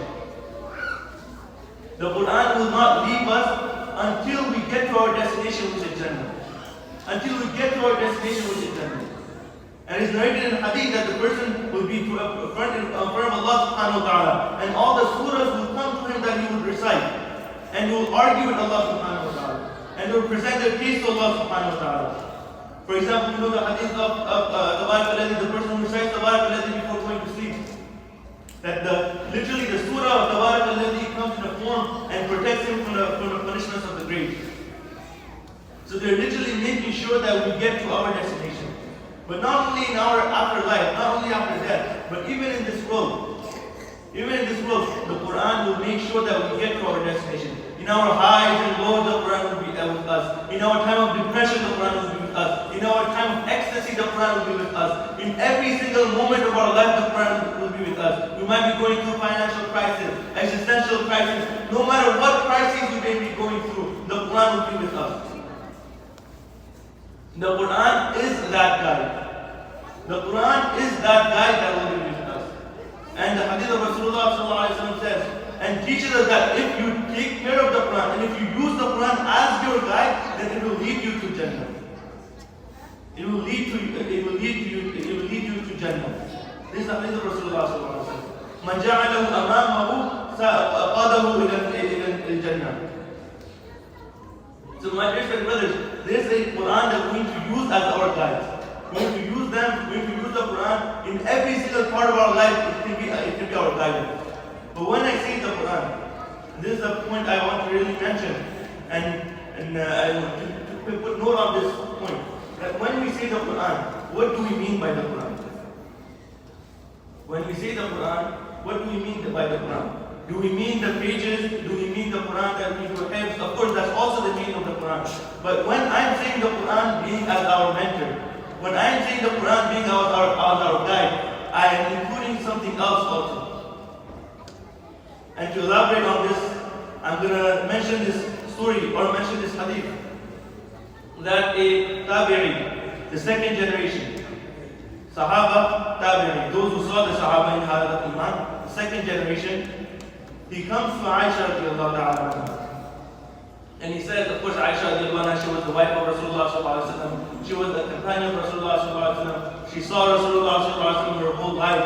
And she was with Rasulullah sallallahu alaihi wasallam. So he asked Aisha radiallahu ta'ala anha that how was the life of Rasulullah sallallahu alaihi wasallam like? What was the life of Rasulullah sallallahu alaihi wasallam? What was the character of Rasulullah sallallahu alaihi wasallam? What was his life like? Because of course the Tabi'i had not seen Rasulullah sallallahu alaihi wasallam. They had only seen the Sahaba. So their only source of knowledge of about Rasulullah sallallahu alaihi wasallam was the Sahaba. And the Sahaba, the amount of effort they did to preserve the life of Rasulullah sallallahu alaihi wasallam is unprecedented in any other theology. No theology has the amount of effort and work that has done to preserve the effort, to preserve the religion of their founder. So he asked, the Sahabi asked Aisha radiallahu ta'ala, what was the life of Rasulullah sallallahu alaihi wasallam like? So Aisha radiallahu anha simply replied, simple words, 3 words. Kana khuluquhul Quran. Kana khuluquhul Quran. That his life was Quran. His talking was Quran. His walking was Quran. His da'wah was Quran. His calling towards Allah subhanahu wa ta'ala was Quran. His dhikr was Quran. His speech was Quran. Everything he did was Quran. Everything was Quran. So here I make my case. Here I make my case that if the Quran that we read, and by my case I mean Dr. Ahmad Ghazi, Dr. Mahmoud Ahmad Ghazi is a very big scholar who passed away recently. He had mentioned this point. So if the Quran that we read is Quran as-Samit, the Quran which is silent, then the life of Rasulullah sallallahu alaihi wasallam, then the seerah of Rasulullah sallallahu alaihi wasallam is Quran an-Natiq, the Quran that speaks. I'll repeat this one more time. If the written Quran, if the Quran that we read, if the Quran that we memorize if that Quran is Quran as-Samit, the silent Quran, then the life of Rasulullah sallallahu alaihi wasallam, the hadith of Rasulullah sallallahu alaihi wasallam, the seerah of Rasulullah sallallahu alaihi wasallam is Quran al-Naqid. It's Quran al-Naqid. And he further adds this point, that just like the Quran has this quality, la tanqadi ajaibuha, that the ajaib, the strength, the miracles of the Quran can never end. Similarly, the seerah of Rasulullah sallallahu alaihi wasallam also has this quality, that no matter which Orientalist will come, no matter which person will come, no matter which author will come, no matter which new mufassir, muhaddith will come, they will never be able to encapsulate the life of Rasulullah sallallahu alaihi wasallam. They will always add new things. There will always be new discoveries. There will always be new things that we can learn from the seerah of Rasulullah sallallahu alaihi wasallam, from the life of Rasulullah sallallahu alaihi wasallam, from the ahadith, from the words of Rasulullah sallallahu alaihi wasallam. So when I say that we need to be our life needs to be the life of the Quran, we need to take Quran as our guide.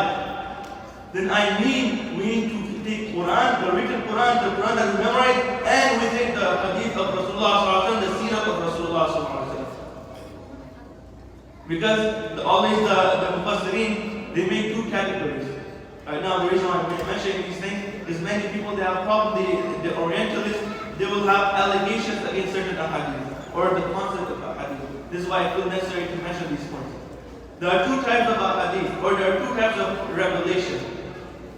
We say that the Quran is a revelation from Allah subhanahu wa ta'ala. Correct, it is a revelation from Allah subhanahu wa ta'ala. But revelation are of two types. There is wahi matlub and wahi ghayr matlub. Revelation which is recited. Revelation that you must recite. For example, the Quran that we recite. This is called wahi matlub. This is the revelation that we are reciting. But there's also revelation ghayr matlub. Revelation which is not recited. But still, it is revelation. It is revelation. The words of Allah, the words of Rasulullah sallallahu alaihi wasallam is revelation. The seerah of Rasulullah sallallahu alaihi wasallam is revelation. How he conducted in battle, how he conducted with his wife, how he conducted with his friends, how he spoke, how he slept, how he ate, how he walked. All these things, these are revelations. These are revelations from Allah subhanahu wa ta'ala. This is the life of Rasulullah sallallahu alaihi wasallam that we need to practice. And we cannot be Ahlul Quran until we practice the life of Rasulullah sallallahu alaihi wasallam. There is this hadith of Rasulullah sallallahu alaihi wasallam, Ahlul Qur'ani Ahlullahi wa Khasatuhu. Ahlul Qur'ani Ahlullahi wa Khasatuhu. That the people of Quran are the people of Allah subhanahu wa ta'ala and his elites. And his inner circle. In the elites of the elites. The people of the Quran, Ahlul Quran. The people of the Quran are with the elites of Allah subhanahu wa ta'ala. Are the people of Allah. Are the people of Allah and the elites of the elites. Now of course, if we want to be recognized by someone, if we're the elites of a world government, then we definitely, this will be the first thing on our introduction. Assalamu alaikum, I'm the elite of, I'm a right-hand man of this person, or if we're a right-hand man of a big scholar or a big someone that would say, oh, I'm actually, I know my teacher, I'm his right-hand man. This will be like the first thing I will introduce ourselves with. So Allah, the hadith of Rasulullah sallallahu alaihi wasallam is, Ahlul Qur'ani Ahlullahi wa Khasatuhu. And my dear brothers, why is it that? Why is it? Why? We heard, alhamdulillah, these 2 days is going to be about the Quran. We'll hear about the Quran. We'll hear about the connection that the Salaf had with the Quran, that the Sahaba had the Quran. But why? Why is this connection with the Quran the means of so much bliss? Why? The answer is very simple. Allah subhanahu wa ta'ala in the Quran, Allah subhanahu wa ta'ala describes many things as nur, as light. What is darkness? Darkness is the absence of light. Light removes darkness. A person is in dark place, is in darkness, is in anxiety. And this is what even the Quran, the wording is used as dafa, it seems like the whole earth is literally coming close to him. Like he can't go anywhere, he doesn't have any friends, he feels that there's no one I can speak to. This is darkness. But Allah subhanahu wa ta'ala described the Quran, Ya ayyuhan nasu qad ja'akum burhanun min rabbikum anzalna ilaykum nuran mubina. And O people, that certainly a burhan, a sign of Allah subhanahu wa ta'ala has come towards you. A sign of Allah subhanahu wa ta'ala has come towards you. And we have revealed to you a clear light. Allah subhanahu wa ta'ala described the Quran as light. Imagine if there is darkness. There is darkness. And Allah, of course, subhanAllah, how Allah subhanahu wa ta'ala gives this example of pitch black darkness. What is our point of reference of darkness? What is the darkest place we have seen? What is the darkest place? Our room maybe?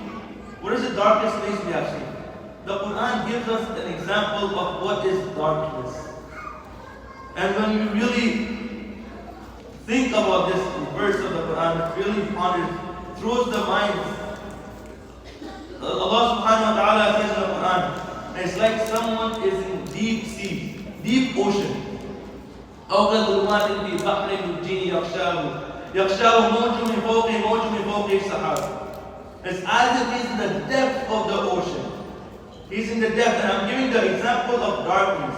Our point of reference. How can we understand what darkness really is? Because we're speaking about nur, right? We're speaking about Quran being as nur. So to understand the significance of light, we need to understand what darkness is. To understand the significance of light, to understand the importance of light, to understand the value of light, we need to understand what darkness is. And Quran itself explains what darkness is. Al-Quran yufassiru, the Quran is doing tafsir of itself. The Quran will explain you what darkness is. And it explains you what darkness is in these following verses. It's as if you're in the depth of ocean. In the depth of ocean. What does it mean, depth of ocean? After 1,000 miles from the surface of the water, 1,000 miles, 1 kilometer. After a kilometer, there is no sunlight. After a kilometer, there is a barrier, or however Allah subhanahu wa ta'ala has created. There is something that after the 1,000 miles, the sunlight does not pass through 1 kilometer. No sunlight. No sunlight after a kilometer. When you go down below the water, below the ocean, no sunlight. How does the Quran know that? No, like this is from the miracles of the Quran actually. This is from the miracles of the Quran. The world record for the deepest dive is 400 meters. 400 meters. And of course, no one, that was with the help of all the gear. No one had gone to that depth to see that, okay, in the depth of ocean, there are no lights. So Allah subhanahu wa ta'ala gives the example that it is as if he's at the depth of the ocean. Depth of the ocean. But again, he does not just say depth of the ocean. He adds min fawqi mawjum min fawqi mawjum min fawqi sahab. That there are waves over waves. Wave over waves. It's not only depth of ocean, but waves over waves. Just for reference on how dark the ocean gets. You can't see anything. Of course, after 1,000 miles, after 1 kilometer, after 1,000 meters, after 1,000 meters, 1 kilometer, there is no light. Where's Titanic? Titanic is around 3.8 kilometers below the surface. 3.8 kilometers. How many Empire State Buildings can you fit? You can fit 10 Empire State Buildings from the remnants of Titanic to the surface of the water, of the ocean. 10 Empire State Buildings. This is the depth that we're talking about. 10 Empire State Buildings. And when we speak about Mariana Trench, the deepest part of the ocean, 11 kilometers. You put the entirety of Mount Everest, you turn it upside down and you put it there, there's still 2 kilometers remaining. 2 kilometers remaining. This is the darkness that Quran talks about. That no source of light, no source of light. إِذَا أَخْرَجَ يَدَهَا, when he's taking out his hand, لَمْ يَكَدْ يَرَاهَا. إِذَا أَخْرَجَ يَدَهَا لَمْ يَكَدْ يَرَاهَا. That when he's taking out his hand, it's as if he cannot even see his own hands. Of course, we can give our example right now, right? Okay, I can't turn off the light, I won't be able to see my hands. experiment, turn out the light, go underneath your blanket, you won't be able to see the hands. MashaAllah, very good. But you always have the understanding that you can always turn the lights back on. You can always turn the lights back on. You will never feel that amount of that tenseness that when you are in darkness and you know you have no control over it. You're not going to be blind. You know you're not blind. You know you can see, but it's just so pitch black dark and I can't even do anything about it. I can't do nothing about it. The Quran says that someone who is in this darkness is worse than the person who is in darkness without the Quran. When he does not have the light of the Quran, the light of the Sunnah, the light of the Hadith, the light of the Surah, the Seerah, when he does not have these lights, then it is worse than him being in this darkness. And that darkness is worse than being in the darkness of the depths of the ocean. For example, the submarine that drowned a couple of, or whatever happened to it, that disappeared a couple of months ago. Imagine the feeling. Imagine this feeling that they must have felt. Imagine the darkness that they must have felt when the lights went off. When the lights were gone. And there were, I believe there were 2 Muslims in that submarine. Imagine those 2 Muslims thinking about this ayah. إِذَا أَخْرَجَ يَدَهُ لَمْ يَقْدِرْ. Imagine those 2 Muslims thinking about this ayah. This is what Allah subhanahu wa ta'ala talked about. I can't see my hands, and there is nothing I can do about it. There is nothing in the world I can do about it. My own hands, I can't see it. I can't see my own hands. My dears and brothers, this is just to put in reference. And now imagine in this place, this person, he can't see his hand, he sees a light. He sees a light from far away. How desperate will he be?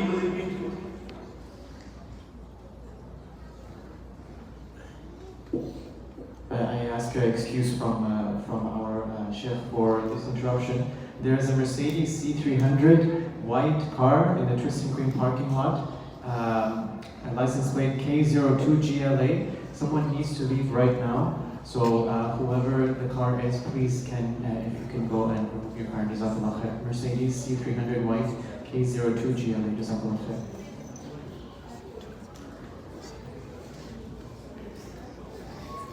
So as I was saying, the desperateness. How desperate will this person feel that he sees this light? He sees this light. He's saying, the Quran says that he's taking out his hand, as if he cannot even see those hands, his own hands. So at that point when he sees this light, when he sees the light, this person is going to run. How desperate will it be to run towards that light? To see what that light guides to, what that light is. How desperate or how happy will it be to find the light? My dear friends and brothers, when someone is living in the darkness without the light of the Quran, in the darkness without the light of the Hadith, in the darkness without the light of Seerah, when you show this person the light of these things, when you show this person the light of the Quran, the light of Seerah, this person in his heart will feel that this is the light I was missing. I was living in darkness. I was living in darkness. This was the light I was missing. My dears and brothers, how fortunate we are. How fortunate we are that Allah subhanahu wa ta'ala has given each and one of us this light. How fortunate we are. There is this one narration in Surah Al-Darmi. He brings this narration with there's some weakness in the narration. He said that there was 1,000 years before Allah subhanahu wa ta'ala created the world. 1,000 years before Allah subhanahu wa ta'ala created everything, Allah subhanahu wa ta'ala recited Surah Taha and Surah Yasin. Allah subhanahu wa ta'ala recited Surah Taha and Surah Yasin. When the angels heard this, they said, "Tuba li ummatin yanzilu alayhim hadha." That glad tidings to the nation upon which this recitation, this Quran will be revealed to. Glad tidings to that nation. Tuba li ajwafin tahmilu hadha. Glad tidings to the hearts that will carry these words, that will carry these revelations. Glad tidings to those hearts. Tuba li alsinatin tantiqu bihadha. Glad tidings to those tongues that will speak these words, that will say these words, that will recite these words, that will recite these revelations. Glad tidings to those. My dear respected brothers, this is a ni'mat, this is a big blessing of Allah subhanahu wa ta'ala that we can never repay. And the using of blessing, the way we're supposed to even show how valuable this blessing is, we should definitely act it. We should practice it. Like I said before, that I shared with you the hadith, Ahlul Qur'ani, Ahlullahi wa Khasatuhu. The people of the Quran are the people of Allah subhanahu wa ta'ala and the elites of the elites. Umar radiallahu anhu says that who are the people of the Quran? Who are the people of the Quran?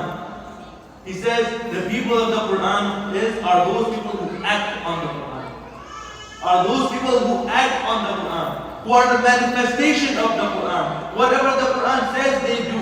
And by Quran, again, I mean the Quran is silent and the Quran is not there. The Quran which is silent and the Quran which speaks. The Quran which speaks is the seerah of Rasulullah sallallahu alaihi wasallam, the hadith of Rasulullah sallallahu alaihi wasallam, the ahkam, the life of Rasulullah sallallahu alaihi wasallam. So the practice, enacting these things, being a manifestation of these things, is us being the Ahlul Quran. Abdullah ibn Mas'ud radiallahu ta'ala narrates, in this quote, he says that how easy it is for you guys, meaning talking to the people, how easy it is for the people that they start from Surah Al-Fatih. They start from Surah Al-Fatih. They finish until Surah A'udhu bin Nas. They read to Surah Nas. They recite the whole Quran without dropping a single harf, without dropping a single vowel, without omitting a single vowel, without omitting a single letter. They will recite the entirety of the Quran. They will recite the entirety of the Quran without dropping a single vowel. And how strange it is that they have dropped the life, they have dropped the amal of the Quran, they have dropped the action of the Quran. They have dropped acting on the Quran. In acting the Quran, they have dropped being manifestations of the Quran. How strange it is. How strange is that? My dear brothers, in another hadith, Rasulullah sallallahu alaihi wasallam says that إِنَّ الْقُلُوبَ تَصْدَأُ كَمَا يَصْدَأُ الْحَدِيدُ. That certainly hearts get rusted. Hearts get rusted. How does it get rusted? Like the iron gets rusted. For example, cars. Cars, they get rusted. And you can see how sometimes the rust there's a little bit rusting, but after the time progresses, after some time, mashallah takes over the whole car, and becomes a new color. The heart, so Rasulullah says, the hearts get rusted like that. The hearts get rusted like that. So the Sahaba radiallahu anhu asked, what is wama jala'uha? How can we rust-proof it? What is the rust-proofing of the heart? What is the cure of this? Rasulullah simply replied, Tilawat al-Quran. Tilawat al-Quran. Recitation of the Quran. And my dear respected brothers, the Sahaba radiallahu anhu, the Salafus Salihin, the Sahaba radiallahu anhu, they understood what it means by recitation of the Quran. They understood what it means by recitation of the Quran. Abu Bakr ibn Ayyash, rahmatullah alayhi, is very famous about him. He was dying. He was dying in his last breath. He was dying, everyone was crying around him. Everyone was crying around him. And he said that, don't cry, don't cry. Certainly I have finished 12,000 khatam. 12,000 times I finished the Quran in this small chamber. 12,000 times. 12,000. My dear brothers, these were men. These were Ahlul Quran. These were Ahlullah. These were men. They gave their lives to the Quran. They understood the meaning of the Quran. They valued the Quran. Ali radiallahu anhu, when he was Amirul Mu'mineen, he comes out to lead Fajr. After leading Fajr, he turns towards the Majma, he turns towards the congregation, and he starts crying. He starts crying that, oh, I have seen the Sahaba of Rasulullah sallallahu alaihi wasallam. I have witnessed the Sahaba of Rasulullah sallallahu alaihi wasallam. You guys look nothing like the Sahaba of Rasulullah sallallahu alaihi wasallam. You guys look nothing like the Sahaba, like the companions of Rasulullah sallallahu alaihi wasallam. The companions of Rasulullah sallallahu alaihi wasallam, when they would come for Fajr, their hair would be disheveled. Their faces would be pale. Their clothes, their faces, their clothes will be dusted by the night's worship. By the entire night's worship, by the entire night of recitation of the Quran. They will lean from one feet to the other. They will lean. My dear brothers, we know this feeling. We definitely do know this feeling when we are in Tarawih. When we are in Tarawih, we know this feeling how it feels to lean from one foot to another. We know this feeling. But this was not only for those 20, 30 days. This was their life. This was their life. Ali radiallahu anhu says, he looks at the majma, and again this is tabi'in. Those people who witnessed Sahaba radiallahu anhu. He looks at the majma, he looks at the congregation, and he says, none of you resemble the Sahaba radiallahu anhu. I have seen the Sahaba radiallahu anhu, and they look nothing like you. When they would come for Fajr, their hair would be disheveled. Hassan al-Basri rahmatullah alayhi was asked, why is it that someone who is recitation of the who has good connection with the Quran, why is it that there is a peculiar grace on the faces of these people? There's a peculiar grace on the faces of these people. What's the reason for that? And Hassan al-Basri rahmatullah alayhi simply replied that when they are having a conversation with Allah subhanahu wa ta'ala in the middle of the night, when they're having a conversation with Allah subhanahu wa ta'ala in the middle of the night. And one of the Salaf al-Salihin, he says that when I want to speak to Allah subhanahu wa ta'ala, when I want to speak with Allah subhanahu wa ta'ala, I start 2 rakat sunnah or 2 rakat nafil. I start my salah and I feel that Allah subhanahu wa ta'ala is speaking to me. Sorry, I feel like I'm speaking to Allah subhanahu wa ta'ala. But when I want that I listen to the kalam of Allah subhanahu wa ta'ala, that when I want that Allah speaks to me, then I start reading the Quran. This is the kalam of my Lord. This is the kalam of my Lord.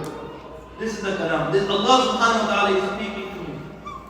So Hassan al-Basri was asked, why is it that the people of the Quran, they have this peculiar grace on their faces. They have this Quraniyat on their faces. Their faces enlightened. Their faces enlightened. Why is this? Hassan al-Basri replies that when they're in a deep conversation, intimate conversation with Allah subhanahu wa ta'ala, in the middle of the night, they're in deep conversation, the whole world is sleeping. The whole world is sleeping, everyone is resting, but this one slave of Allah subhanahu wa ta'ala, he is standing up and he is reciting the Quran and he is having this connection with Allah subhanahu wa ta'ala and he is having this conversation with Allah subhanahu wa ta'ala. When he does that, Allah subhanahu wa ta'ala gives from his nur, he gives nur to his face. This is the nur that Allah subhanahu wa ta'ala gives to the people of the Quran. The people of the Quran. My dear brothers, and again I'm going back to the point I mentioned before. Quran is the nur. Quran is the source of guidance. Quran is that nur. When we have nothing, when we're in the midst of darkness, when it's pitch black darkness, there is no light, there is no source of light. Quran is that source of light. Quran is that source of light. But how many people will actually read the Quran? How many people will actually understand the Quran? Talking about understanding the Quran, Imam Abu Hanifa rahmatullahi alayhi. Imam Abu Hanifa rahmatullahi alayhi, he was reading his sunnah or he was reading some nafil after Isha Salah. After Isha Salah, he was reading some nafil. So the person who usually takes care of the masjid, who is going out, he needs to close the masjid, he needs to take care of the masjid, he is the last person to leave the masjid. He sees Imam Abu Hanifa rahmatullahi alayhi, he is indulged in his ibadah, he is indulged in his raka'ah, and he is repeating these words. وَامْتَازُوا الْيَوْمَ أَيُّهَا الْمُجْرِمُونَ وَامْتَازُوا الْيَوْمَ أَيُّهَا الْمُجْرِمُونَ. That, O you who have transgressed, O you criminals, separate yourself from the believers. Separate yourself from the believers. So Imam Abu Hanifa rahmatullahi is reciting these verses over and over again, and he cannot continue. He cannot continue. He's reciting these verses over and over again. So this person, he thinks that, okay, let him read. I'm going to go out. And so he leaves, he comes back for Fajr. He comes back to Fajr. And Imam Abu Hanifa rahmatullahi in the same position, in the same rak'ah, in the same verse, he's repeating the same verse. وَامْتَازُوا الْيَوْمَ أَيُّهَا الْمُجْرِمُونَ where am I going to be? Imam Abu Hanifa feels that there are these two places, where am I going to be? Where am I, in which category am Allah subhanahu wa ta'ala will put me in which category? My dear brothers, this is the connection that the Salaf, this is the connection the Sahaba radiallahu anhum had with the Quran. Literally use the Quran as our source of life, as our source of nur, as our source of guidance. My dear brothers, there is no guidance without the guidance of Allah subhanahu wa ta'ala. There is no light without the light of Allah subhanahu wa ta'ala. May Allah subhanahu wa ta'ala give me first, may all of us tawfiq to understand, may all of us the tawfiq to benefit from the nur of Allah subhanahu wa ta'ala, from the nur of the Quran, from the nur of the seerah of Rasulullah sallallahu alayhi wa sallam. Wa akhiru da'wana, alhamdulillah rabbil alameen.